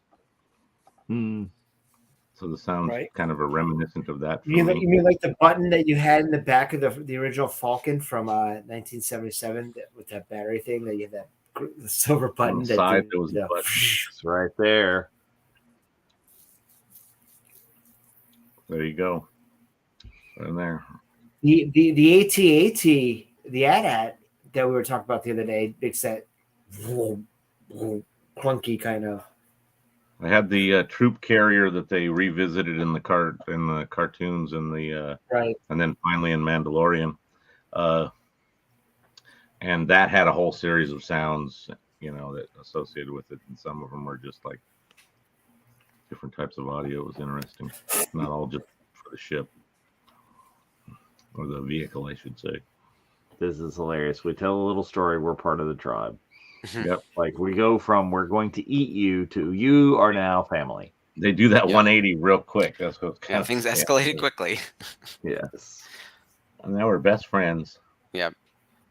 Well, they still get to kill people. That's the thing. It's just, Oh, yeah, you're now on they our get a side. whole- You're going Oh to help yeah. us. It's like Are you know, saying Get a there whole are new more buffet people to coming, eat? getting delivered to them.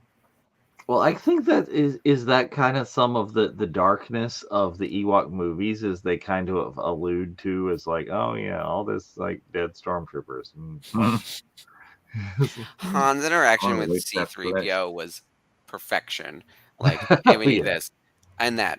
Oh, and by the way, this, and hurry up about it. I would be the same way if I had not already. Look, I would have also used the chance to throw C-3PO into the Sarlacc pit. I'm not kidding. That I would have been like, I know he's on our side, but we don't need him that much. So I find him annoying, but he was super helpful this time around. Oh, here we go. You This just is happen to the have someone fluent in 6 million forms of communication. yeah. It's like, oh, Right. This whole conversation makes zero sense when you watch the prequels. It's another one of those where it's like, there's no Yep. fixing this. There's all these weird interpretations of this that I've heard. yeah. I mean, you can give this thing is like, when do your memories start? Do you actually A lot of get it's that, like, was or this told are to they me? just? Is she just misremembering? You Yeah. know, you've Yeah, of been course. told stories so many Exactly. times Yep. that you think you remember it. Or Like or, this- or literally in utero. Like there are theories that you can remember you can being hear in utero. things. Yeah. Yeah. And if she has the Force, and we They know might that even her have a higher version of the connection. Force is very connected, like mentally, spiritually, she could have been hearing the thoughts of her mom. Mm-hmm. She was connected to her like a security monitor.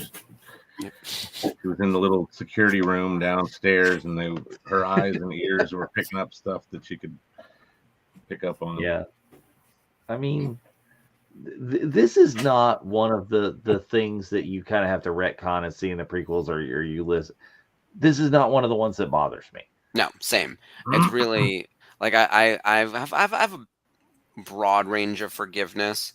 What I don't like is when they try to shoehorn in stupid reasons or ways to Yeah. fix these plot holes. I Yeah. think that's worse. I was like, just leave it and let us interpret, because I like all of our silly ideas about how it could work, as opposed to them being like, well, we have an answer for that, because we're not going to like the answer. Like, it's too much You're of a stretch. talking about the Yeah. entire plot of The Mandalorian. Yeah. It's like, wait, somehow Palpatine returned. Oh, wait, that's Yeah. what we're doing now.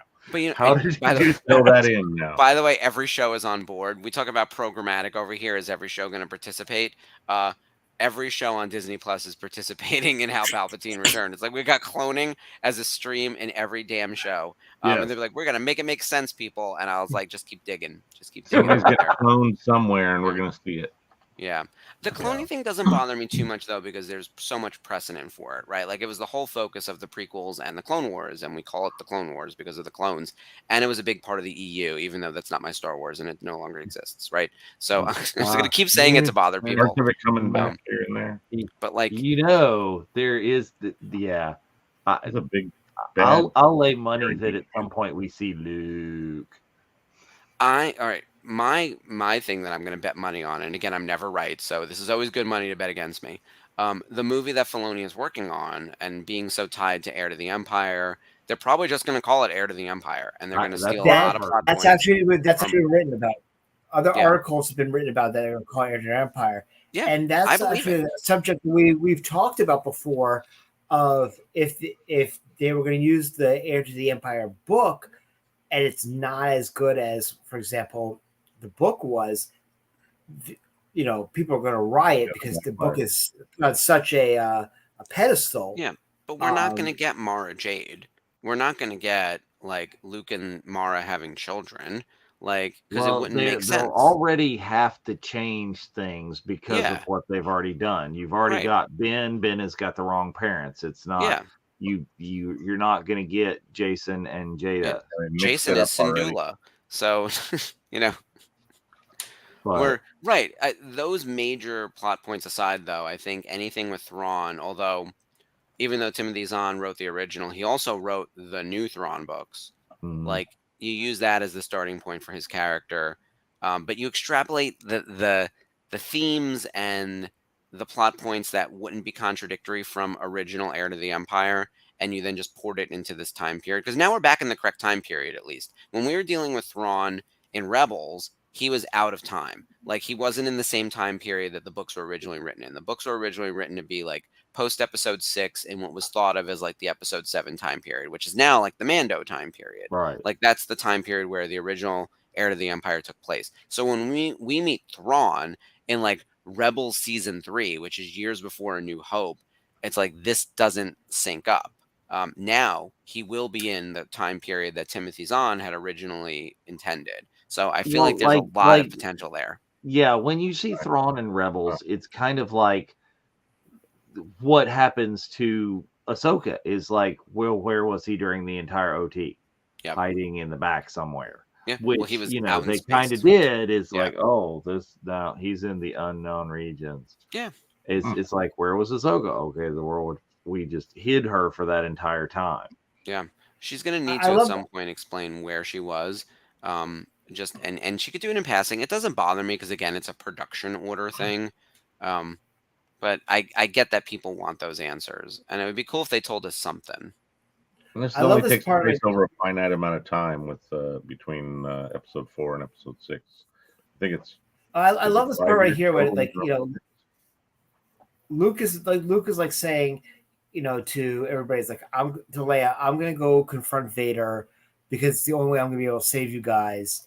And as soon as he goes there, he's like, Vader's like, all right, now go find his friends. And he's like, you see his face, he's like, but I thought you wanted me. Like, can't trust Vader. No, he senses there's still good in him. Yeah. But I actually will say what I think I love most about this movie is that the way he wins in the end is actually not through like violence and conflict. Like, he really does choose love, as cheesy as that is, and believes that Vader is worthy of redemption, and he wants to save his dad instead of kill his dad. Now, whether you believe that Vader deserves redemption and saving is a whole other thing, because I don't. But Luke did, and he followed like the light side of the Force, truly. And that's what saved everyone. Like, they killed the Emperor. Vader returns to the light, and so he can Force Ghost in the final scene. Like, all of that works. It's like a perfect ending. And then we never heard from Star Wars again, and it was over. But like, it really is. It sort of flips it on its head. I think people thought that Luke was going to kill Vader, right? Like, going in, I was a child, so I didn't know better. But like, if this movie were coming out now, and I'm an adult going in, I was like, here we go. Luke's gonna have that showdown with Vader, and he's gonna kill him. So I think this is quite the surprise ending. Mm-hmm.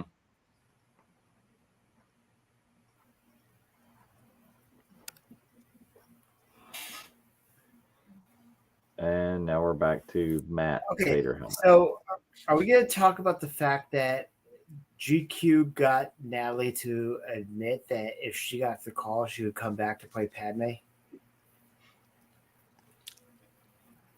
But would she? For the right money? And no I mean, one's she ever thought she was called not going her. to. She said she was not going to come back as Jane Foster, so. Yeah. And she shouldn't have. Yeah, that's true. Oh, look, here's the thing. Do you want your name above the title? Like, yes, sign me up. It's Yeah. Natalie Portman, Thor: Love and Thunder, and you're the lead, Yes. and you're a female superhero. Mhm. Like, yes. Oh, I don't Yeah. disagree. The Yeah. concept was lovely Yeah. and amazing, It's and a great I would story in have the comic too. I would Yeah. have loved to have seen that and like Lady Thor in the comics. Please, if Mhm. you had given me Natalie Portman as comic book Lady Thor, great. Yeah. Love and Thunder missed on so many levels. It was Yeah. too silly because they were trying to But you also balance look at. how And then dark sappy everything at the was. same time. I mean, if Yeah. you look after Rise of Skywalker, Daisy flat out said she couldn't get work. Like for the longest time, she got a couple things here and there. And next thing you know, she's at Lucasfilm having dinner or lunch with Kathy, and Mhm. she shows up at Celebration. Yeah. So, The Star sometimes Wars money actors- talks. Yeah, that and like Star Wars actors are always going to be pigeonholed. They're going to be thought of as doing that one thing, and it's hard to not look at them and see only that. Ed O'Neill always talked about that. Once he was Ted Al Ted Bundy? Al Bundy, I almost said not Ted Ted Bundy. Bundy. Al Bundy. Ted Bundy, You a little can't- bit different. Al Crazy Legs Bundy. Like he's going to be Al Bundy forever. You couldn't cast him in anything else. Scored 4 touchdowns in a single game, so there's no getting past Or that. Pokai. Well, I mean, the only person who survived Star Wars, if you want to look at it, was Harrison. Yeah. Yeah, he And would that came have bigger than happened the- if Harrison hadn't the role. already, at the same time he was doing Star Wars, had the other property? Yeah, he was already without Indy. kicking Hollywood's ass. Yep. Carrie did behind the scenes writing, etc. But Mark, like, it's a handful of voice roles. Even now, I mean, if you've looked post Star Wars, Mark was really trying to, like, he did the Child's Play movie. He took a couple Titan, projects that were big swings for him, and none of them really landed. Yeah, Corvette Wing Summer. Commander. So we have some scenes coming up I actually want to see The Machine. Kevin. That looks actually really funny. His new movie that just came out. There we go.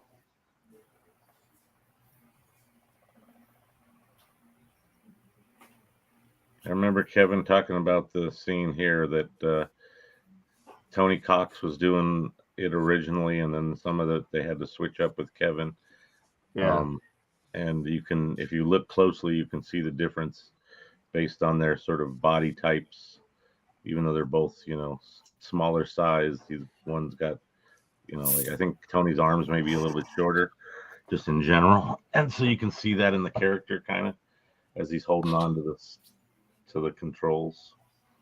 But is that? Here you go. There's your record. There he is. Oh, hey, Captain Rex. You've been there the whole time. He was. whole They time. wrote Wouldn't this. he be long dead at this point? There's so many explanations of that, but he wasn't in Rebels. No, I mean- but the Sabine did talk about it in the epilogue. So Yeah, Sabine says that Rex was there. That Harrison Dulo was at the battle for Endor, and so was Rex. Because it was a decisive victory at the Battle of Endor, and of course Hera was there and Rex. And then we meet Spectre 7. Yeah, that was the gag. I mean, that helps with that, but I feel like someone officially confirmed that that's Captain Rex. He looks ridiculous.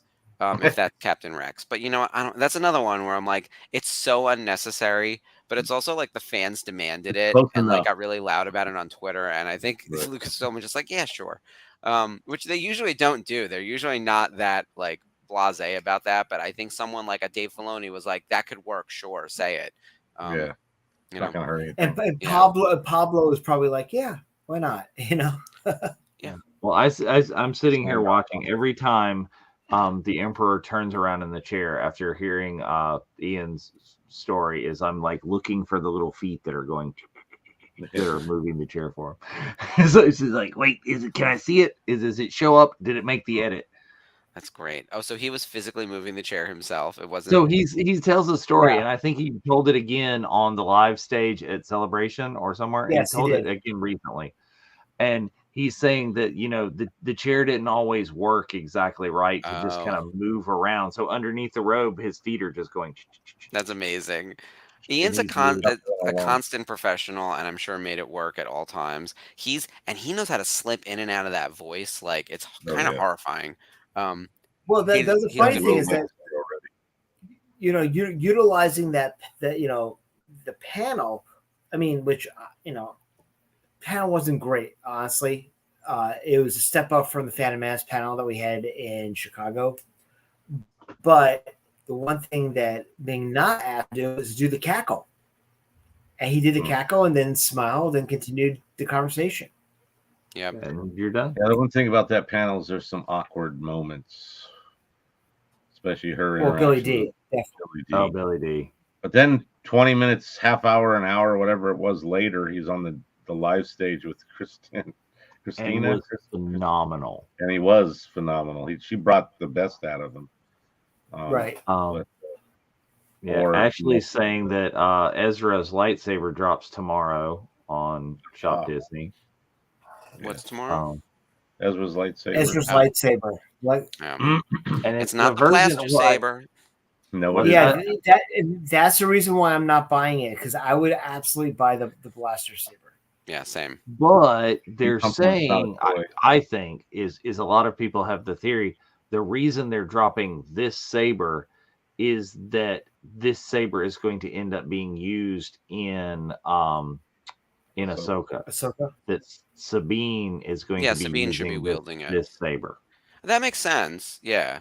I'm not saying thematically it's wrong. I'm saying I want the blaster saber, and I don't understand why they haven't done it yet. It was his first saber, and there's time. Like the Ahsoka show comes out in August. Like there's time to drop 2 of these. Well, at the time they did a really cool toy one, and they've done that, and it was really good. It was like the extendable, flickable ones that they had for the prequels, but yes, we need a grown-up version of that now. Yeah. Ben Burt as an officer that gets knocked over an actual guard Wilhelm scream. Yeah, there he is.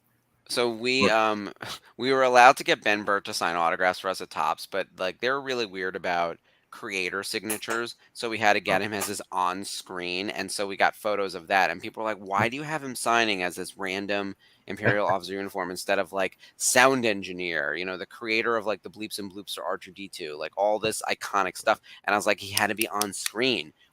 It took like that much energy just to get that. Like they went on and on. Well, that's the funny thing, because the last time we had Hal Hickel on, he said he's been asking Dave and John, just put me as a walk-on character so I can go and get that Comic-Con money. Yes, Comic-Con and trading cards, because you have to be on screen. He could be in the corner of your little window right there. Yeah. By the way, I love the quantity of logos we have. I'm just absorbing it all now. Like the Star Wars logo's up there 4 times. We've got the 40th anniversary Jedi twice. Virtual Cantina's on top of the logo of the show, and it's on the right. And we've got the QR code. I just like sort of looked out now, and I was like, well, it's a lot. Do we have a version of the frame that doesn't have the Star Wars logo? There must be one, right? A what? What are we talking about? A version of the frame that doesn't have the Star Wars logo in it. There must be one, right? Oh, we could probably. So I've made the version of the frame with that by just copying the bottom and flipping it over on the top. Yeah. There you go. There must be yeah. You guys, you have the miracle workers, in this room. They like we always say, they keep the VCN spinning and make us look better than we really should. So Yeah, I think we used that, or we replaced it at some point with, this was when we were doing guests for Mando or March to Mando. We replaced that with the Yeah, we Mando just had logo. that Star Yep. Wars card feel without Yeah. it saying Star Wars all giant. Yeah. did anybody else ever think that honestly the Emperor looked worse in Sith when he finally went like completely Nosferatu than he does here? He's all swollen from the electronicals. Yeah. Well, and you see more of his head, I think, in that. He's got the hood down. He's chilling. He's just relaxing. And it does look like it's Nosferatu. It looks like Dracula in Bram Stoker's Dracula. Mm-hmm. Yeah.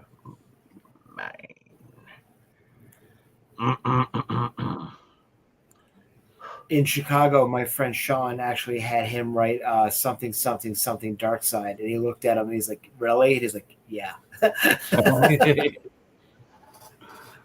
Well, that's fun. See, where are those Okay, guys? does anybody else notice this?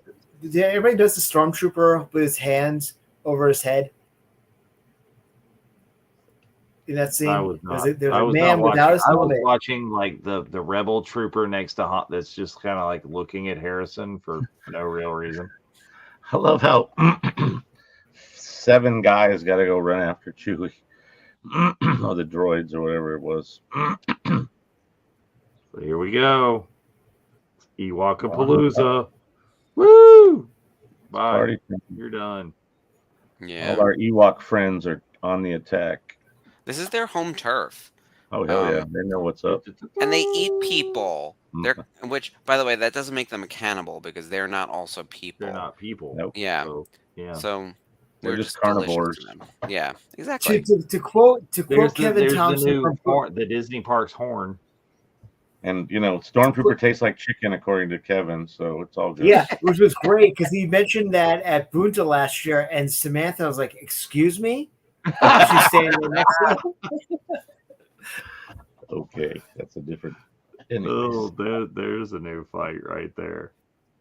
But this is great when Kevin's on and he's like, "Oh, there I am," and there I am, and there I am, and there I am. And good on you to Swinging Kevin by. doing the the charity event tonight with the showing of Jedi. Yeah, I would have went to that if we weren't Culver doing this. City? Where was it? Was it Santa Clarita, I Santa believe? Clarita. And yeah, it was. The tickets were a donation for the charity that they're working with. I'm not quite sure who it is offhand, but It's a hopefully they little raised people a good society. amount. It's a little people society. Oh, cool. Yeah. Hopefully they And got. Kevin did wish us money. luck on our show. Tell us to have Yes. fun this evening earlier today. So Yes. Oh yes, he did.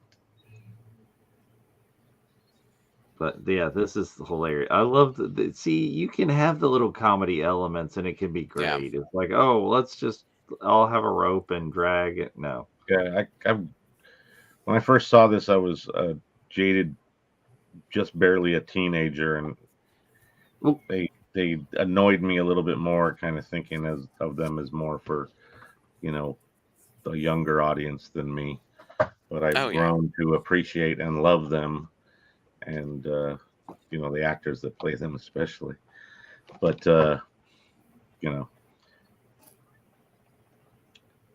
Yeah, no, I was the age they were targeting at the time. right, I was It just was- that. so and it was just great.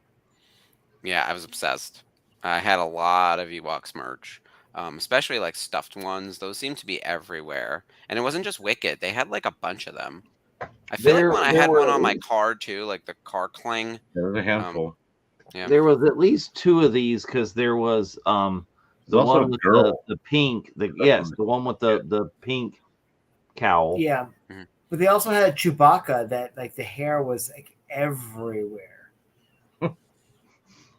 Yes. That's how Chewie is in general. So what are you Yeah, gonna but do? I remember having the dog because I remember I actually combed it and he And- looked like Quaff. And I think did they make a striped one of this? Did they make like a Chief Chirpa one like this? Maybe. They might have. I'm not sure. No. A Chuka Truck one.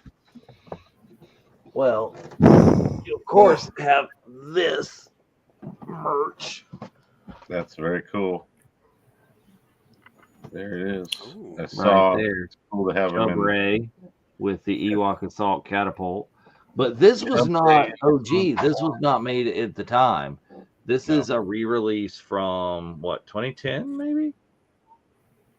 No, I think it's more recent. 2013. Oh, 2013. I'm Yeah, the surprised. Does it Kmart- have it has a door with a window inside, right? What's that? For the box itself to display, or is it just a solid?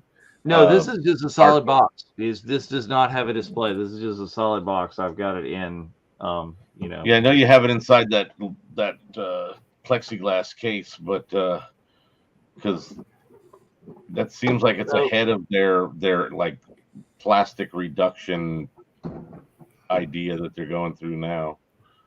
Yeah, but they It made it reminds me of more newer like packages, the original, because there was an 83 Ewok catapult, but it didn't have Chukatrak with Right. it. It wasn't that exact deal, and the glider packaging and everything all came Chub Ray. in bags inside there. Sorry, yes, Chub Ray. Chukatrak would Ray. be later. Yeah, that's from the show, right? Yeah, Chukatrak is from the Jedi, movie. the Ewok movies, yeah. Yeah, the Ewok movie. Yeah, so many Ewoks. I had the pleasure of being at one of the autograph tables next to Debbie Carrington was her last name. That plays the Ewok that gets her friend gets shot and she's sad, and she was like, totally emoting through her costume as a little, Ewok. Oh yeah, in that scene. Yeah, I think it's that a was heartbreaking improv. moment. actually, it's like she had the Ewok night shirt, and there was an Ewok phone. Bryce just talked we're on about eBay. And Bryce just talked about the Y-wing pilot is Snap Wexley's mother. Yes, Snap Wexley's mother is Nora Wexley, and she's super important in. And I guess the books or the comics, like she goes up against Ray Sloan. So Ray Sloan and Nora Wexley have beef. And Oh. she ends up marrying Wedge. Yeah. It's kind of awesome. But again, it's the same 100 people that all know each other in Star Wars. So at what point are we just like interconnecting for that Easter egg moment as opposed to like an organic story moment? Well, it's to take a terminology that you hear in wrestling business a lot. There's nothing new under the sun. It's all rehashed. Yes, there you go. Actually, I just found the same thing. I was like right there on eBay, right up. That's what you need now for your landline. If you're gonna have a landline, that's what kind of phone you should have. That or the Sports no, if you're Illustrated. gonna have a landline, it's going to be a red rotary dial phone under like the bad phone. That's what it's gonna be. There you go. I attempted to do that in my boss's office at work when we were that I was overruled. Actually, didn't the one that they had on the show just like not even have any buttons? Yeah, I don't think it did. No, because they were it was just them answering, or mainly Batman answering. But yeah. Oh, speaking of cameos for the Flash, they did say that Jeremy Irons does show up as Alfred. So, that's cool. Yeah, that's I like. You could have the guy from Pennyworth. Yeah. Any of the Gotham crew, Robin Lord Taylor, like any of the voice actors, bring them into live action. They just announced that on Star Trek actually in the trailer for Strange New Worlds. Yeah, Two is of the you've voice got some of the actors, people from Lower Decks. yeah, Jack Quaid, who of course was just in Scream and he's in The Boys. He's a voice on Lower Decks and has purple hair. And he's got Mhm. his purple hair, and his friend is next to him. The woman whose name I don't know her, but I don't know the show either. But I thought that was cool because they were just like that. Star Trek seems to be taking big swings, is what it is, right? Like those shows are weird, um, Yeah, they're going and all they're over the place. pumping them out, and it's like, yeah, we took two of our voice actors, and they're live action. Go with it. Yeah. They're kind of fearless. Marvel used to be like that, where they would just, I mean, when they announced Guardians, and everyone was like, "What the hell are you doing with a talking squirrel?" And Mhm. and now here we are. And yes, Dave, who was are you gonna arguably meet? the star of the last movie, or like the main? So, Yeah. Dave, are you Yep. going to meet the director writer of season 3 Picard at Raleigh? I don't know. I haven't decided a lot of what's going on at Raleigh yet. As I want to hit my Star Wars people, is I now have to hit my Arrowverse people, because if there is a dual Gustin Amell photo op, I'm Uh, there. Yeah, Is Stephen Amell. If there's a photo op, I'm gonna definitely jump in there. Yes, my that is one of the major reasons that we traveled to Rhode Island last year, is for my daughter to get her selfie with Stephen Joink. Amell, hmm and my wife to get her photo op with Zabka. Which oh, one? there you go. William Zabka, Look, Oh, okay. Johnny. Yep. Johnny. now, Dave's reason of going is to force Superman. Oh yes. I've already ordered my new, Superman T-shirt, complete with, printed on abs. Nice. Mhm. Yeah, Brandon Routh is gonna be there. Mhm. Yeah, it's quite the crew. Ralph Welling, Kane. Dean Kane, Tyler Hoechlin. Mhm. Um, Tyler, I would meet. I wouldn't meet Dean Kane, but if you're looking to complete your, I want to meet Brandon Routh, but I want to meet him for other reasons, not yeah, I have questions. Superman. Yeah, I have a so lot of questions. yeah, Ralph, I have Crooked Arrows lacrosse helmet signed that we got in Cincinnati, I think, last year. Did I I miss need the him I from love you? I know. Zach and Mary. Yes. Yeah, I totally missed it. The I love you. I know, which is my Oh, favorite. yeah, we're right Um, there. Yeah, we're just past it. Yeah. It was right there when she Though, was being shady. and speak about it. Also, 5 years ago with Solo, I hate you. I know. Yeah, Yeah. Yeah. that was pretty good. Look, I think Han and Lando are the most compelling couple in all of Star Wars. And not romantically, just like two people on screen together who you want to watch do things. Like it's them. Like Alden and The Donald had such adventures. good Yeah. chemistry, and like I felt like younger versions of Harrison and Billy. Yeah. And without doing like a mimic, like they Right. really captured the essences of those characters, and I wanted hours and hours and hours of more footage of the two of them. It was like just antagonistic enough, but they were frenemies in like the best earliest like early aughts kind of version of that word, Mm. and Right. it worked. And I want them to like constantly be kind of looking each other over each other's shoulders, but they would also die for each other. So I think that's the Yeah, they tension, come right? through for each other in the end, or Yeah. whatever. We also need a couple stories where like Lando gets the upper hand on Han, because Mm-hmm. especially if we can go back and Hold something over him. figure out because it always seems like every time we have a story, like we need to get to a point where it's ended on a note where Han betrayed Lando, because the next time we see them, Lando has to be annoyed by that. And it's like, but we've done that 9 times. Like, please just give Lando the upper hand for a second. Like Yeah. this would be great. Well, we need the Calrissian Chronicles that he Yeah. was reading. He was writing while he was in Mel Solo. I don't understand how they announced that project without Donald on board, with Billy D being 85 years old, That's and part of then their just like problem. and then they just pretended it never happened, right? Yeah. Well, no, they actually talked about it recently. Kathy actually was interviewed about it. It's Oh, just a wow. matter of Donald being available.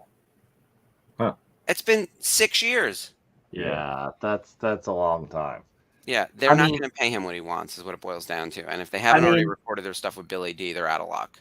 Like, Yeah, well, like we talked about, the reason why Billy D's price was so high is because his age and flying him from LA to London, they probably had to offer him a crap ton of money to even consider getting on a plane. Yep. Definitely. Yeah, I mean, I think a good story that way they would do. I think they could actually. This is one of the cases where if they made it into a film, they could even improve on the book a little bit. Would be the Han and Lando novel, Last Shot. Yeah. That can be interesting. I'm open to that. I think there are some people who really want the books to stand on their own so that they don't get like overwritten. Yeah. And but I also get that like not everyone absorbs every kind of media. Like I love the Ahsoka novel. I'm glad she's getting her own show. I almost wish there was an Ahsoka movie and you could take pieces from the novel and pieces from wherever else and pull it in. Um, you know, I don't mind when the things overlap. But a problem you're going to have with like a multi-generational Han and Lando story is you don't have Carrie anymore. Yeah. Well, she's I- got to factor in. yeah.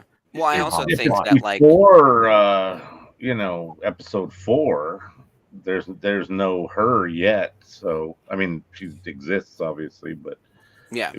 there could be That's when you bring in Millie Bobby Brown.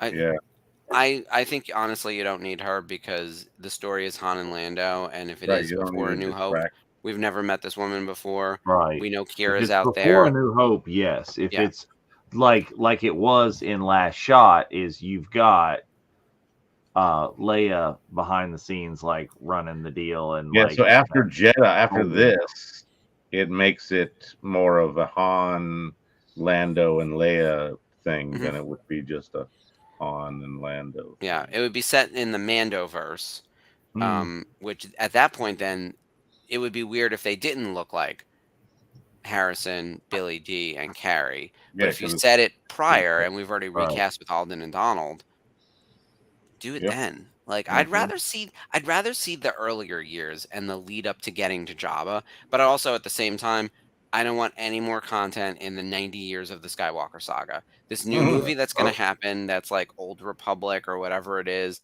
Highest Republic, whatever the hell they're calling that, is so exciting because it has nothing to do with anyone we've ever met. So far removed, literally and figuratively. Timeline. Oh, yes. Look, the star of the show, the only railing in Star Wars. It was like 2 or 3.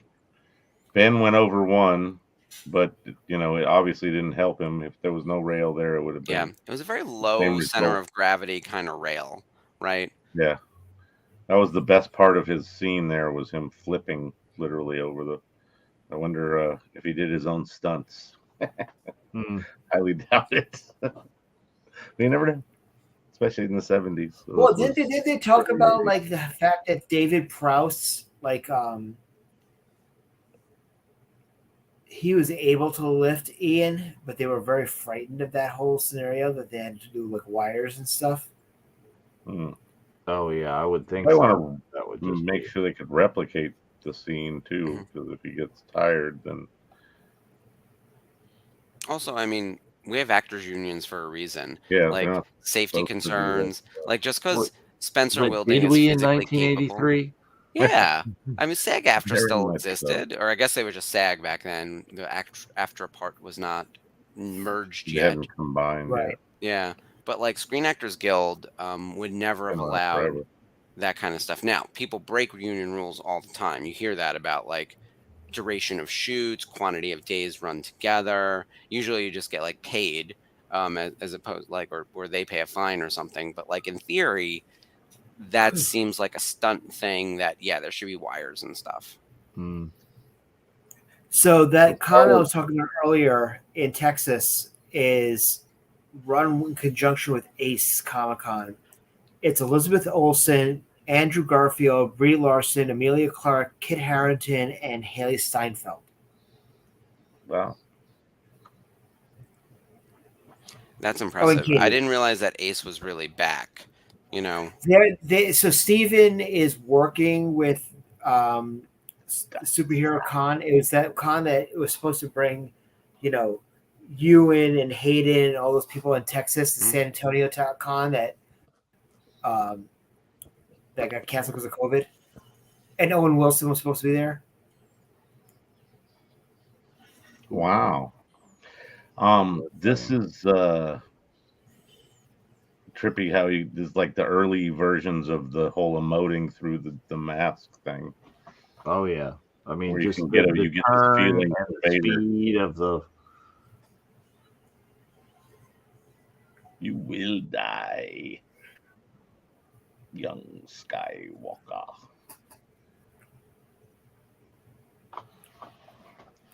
Zippy zap. Happy, please. Well, and just the camera push in just so slightly to like. It's like, wait, what? Huh? No. Yay.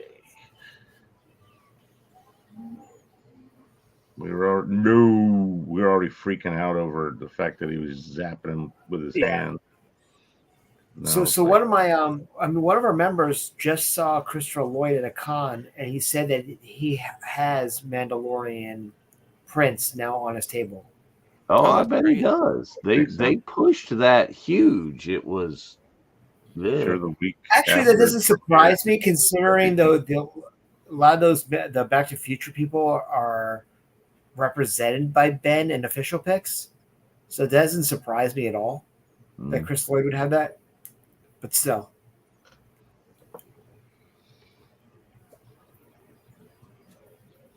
But yes, Dave, I gotta text you a quote because if Steve Blum has live action Zeb prints, I definitely want to get one. Get two.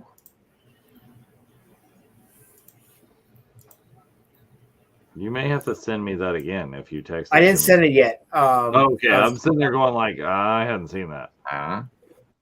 But he's doing a Streamly signing on Monday, but Wesley Kimmel just signed with an agency to do cons. Oh, good for him.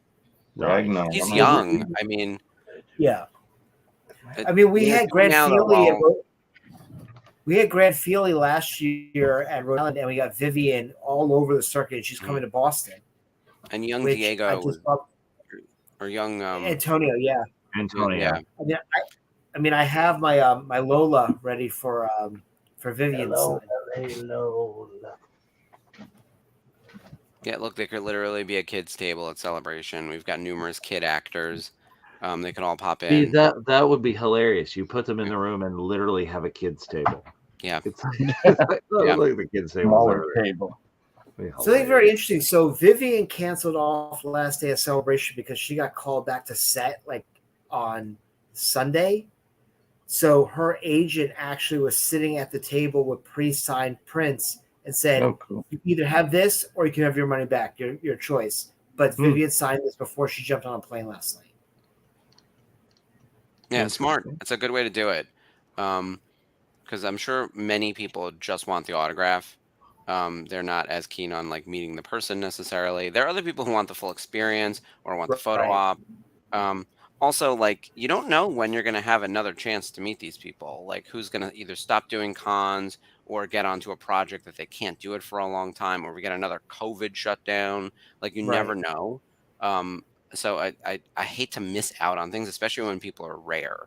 And Vivian's new, so she should be doing this in theory for the next 30, 40, 50 years. She'll outlive all of us, that's for sure. It'll be that. It'll be that. A bad con experience like Mark and says, screw it. Yeah, there's any like Jake Lloyd, Ahmed Best experience of people just treated badly and like pushed out of the fandom. Like that, we hope that doesn't happen, obviously. And Ahmed going back to Rhode Island this year, and he'll have Kellen and Best prints on his table. Yeah, which that's cool. which I need one. He will have an unmanageable line because they don't manage their lines well at Rhode Island. I'll tell you that. Yeah. You'll die in that line. Well, but see, I walked directly up to his table at That's Rhode Island crazy. last year. That's crazy. You must have There missed was the rush. nobody, and I'm Yeah, sitting yeah. there going, Sweet spot. No, but in that room, the two people that had the ungodly lines, one was Dante Bosco, Yep, I couldn't get him. and the other one was Emily. Emily had Emily a was- crazy line. Yeah, well, and that may depend on when you were there or whatever, because I want to say that I walked right up to Emily's table as well. There might have been a person or two in front of me, but I did not wait in the line. Friday, she had a crazy line. It's another one of that was like a special last edition. minute I didn't plan for. Is I went and got one for Skip. Right. And Another one of the special edition things that I am okay with is the removal of his creepy eyebrows. Oh.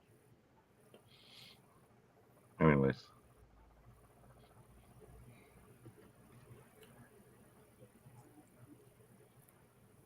the scene with Vader and Luke is fantastic.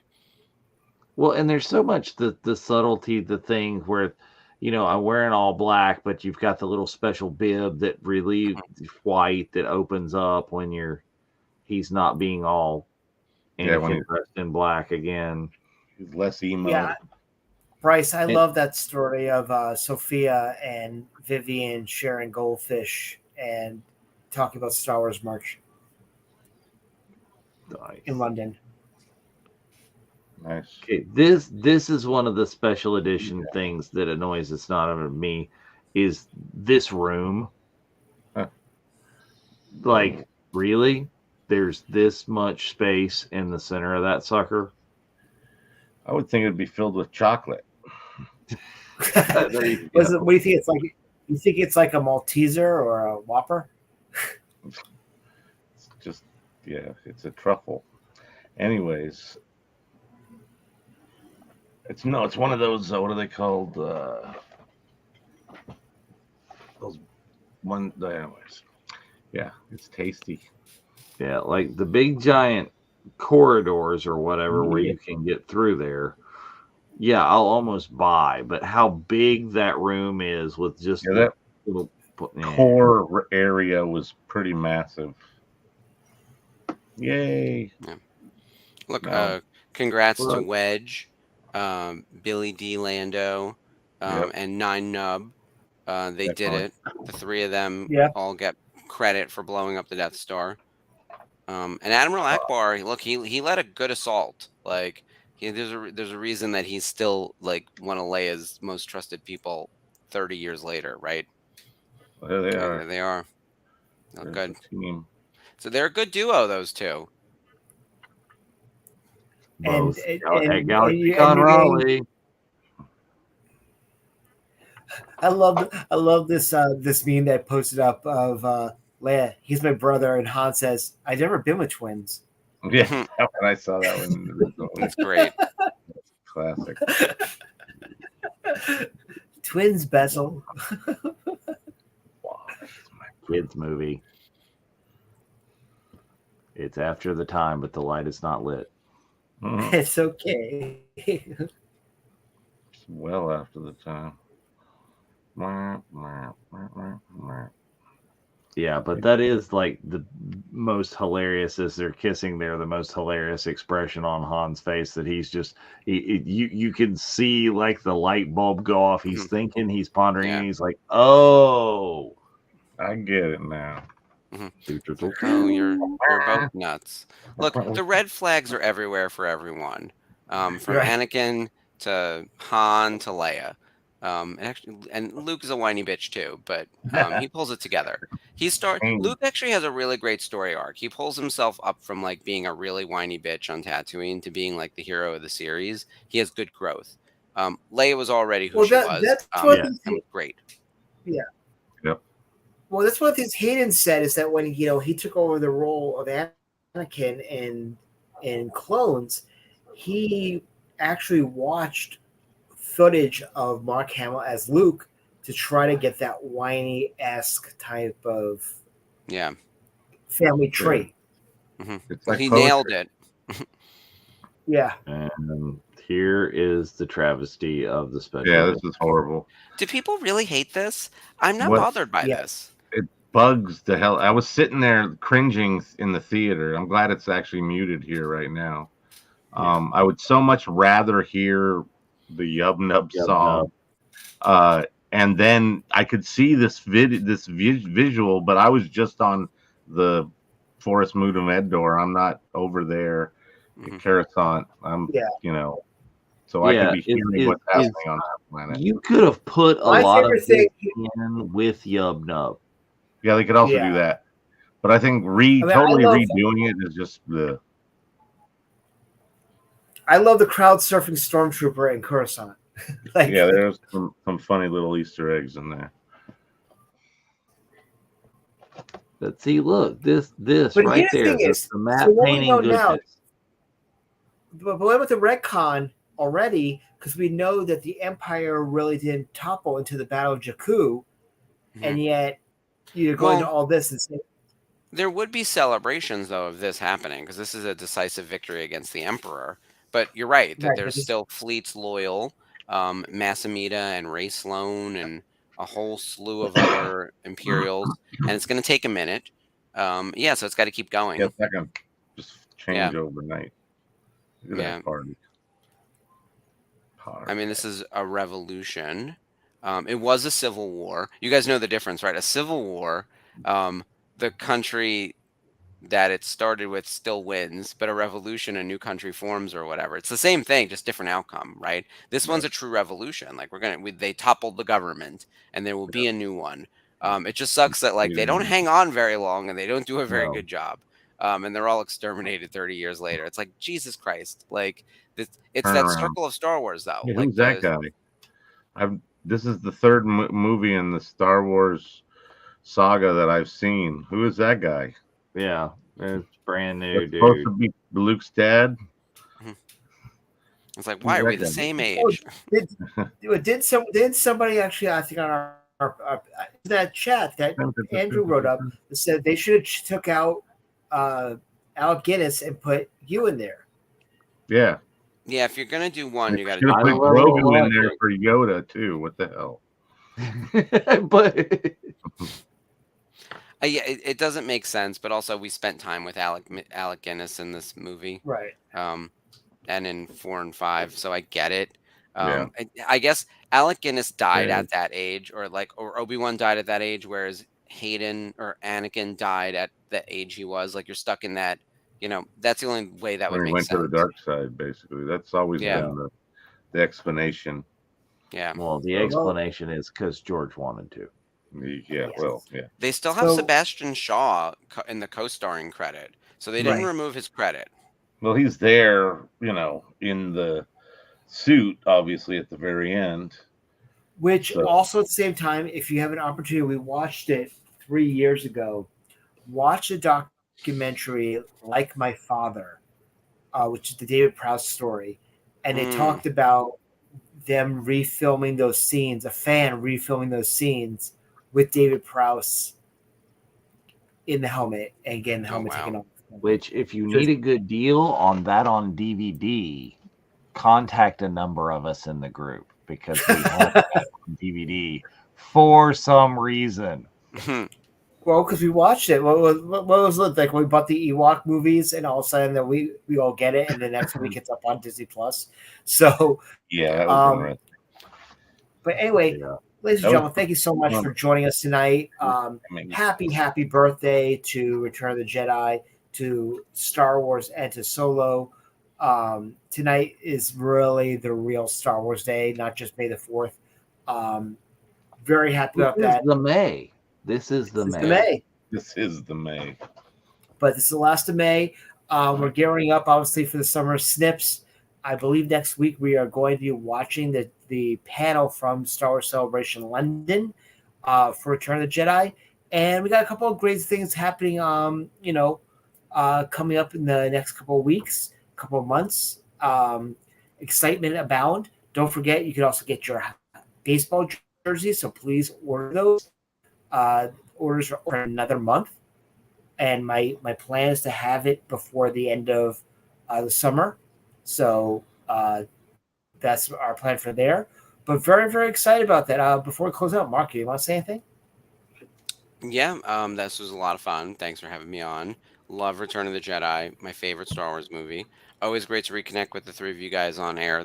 This is a fun get together.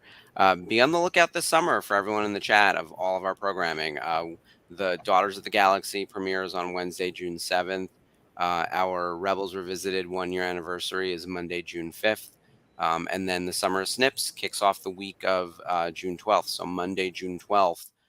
We've got a lot going on. So it's going to be a great time. And you'll see graphics popping up with all these announcements in the chat and everywhere, or in the Facebook group after Memorial Day, once we all enjoy the long weekend. Absolutely. Don't forget also, you can meet Dave and Skip and Catherine and a whole slew of our friends, our family members at ICCC this weekend. Please make sure that you get a picture with any of our VC family. I'm sure they're probably going to be bringing some of their racers with them because that's what they tend to do. Totally have those packs in the con bag, right with the swag. Come find me for some VC swag. If you like, you have some of your buttons, by the way, with the QR. Yeah, if you like this guy right here, this guy, we totally have some the chase version of from Boonta Eve of our Wicket pen. So nice.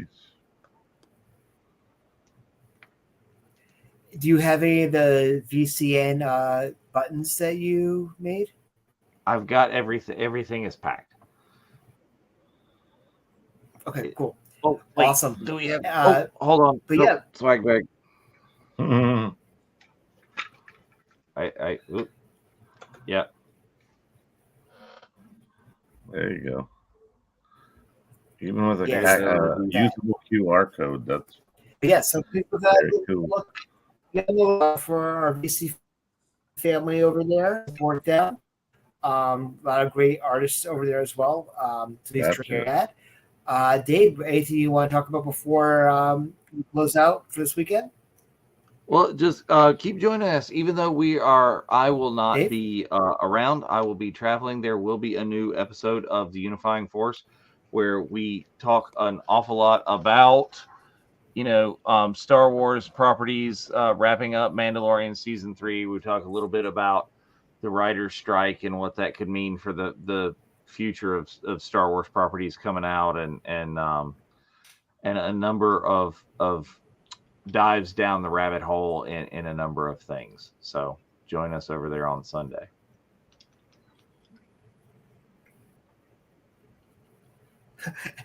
Ashley just called you Frodo Swaggins. Frodo Swaggins. So, Jeff, anything before we close out? Make sure everybody enjoys the weekend. If you get an extra day off, that's great. Have a somber Memorial Day. And, have a good one. Absolutely. Thank you for joining us. It was a lot of great fun. Thank you for Mark for jumping on with us. And you guys see a lot more of Mark relatively soon. You see a lot more of a lot of people relatively soon, but it's going to be great. And also keep a lookout because we are already starting our plans for the family mission in 2024, and it's going to be epic. You're going to want to be part of this. So anyway, from Three Amigos and from Mark, may it be with you. This is the May.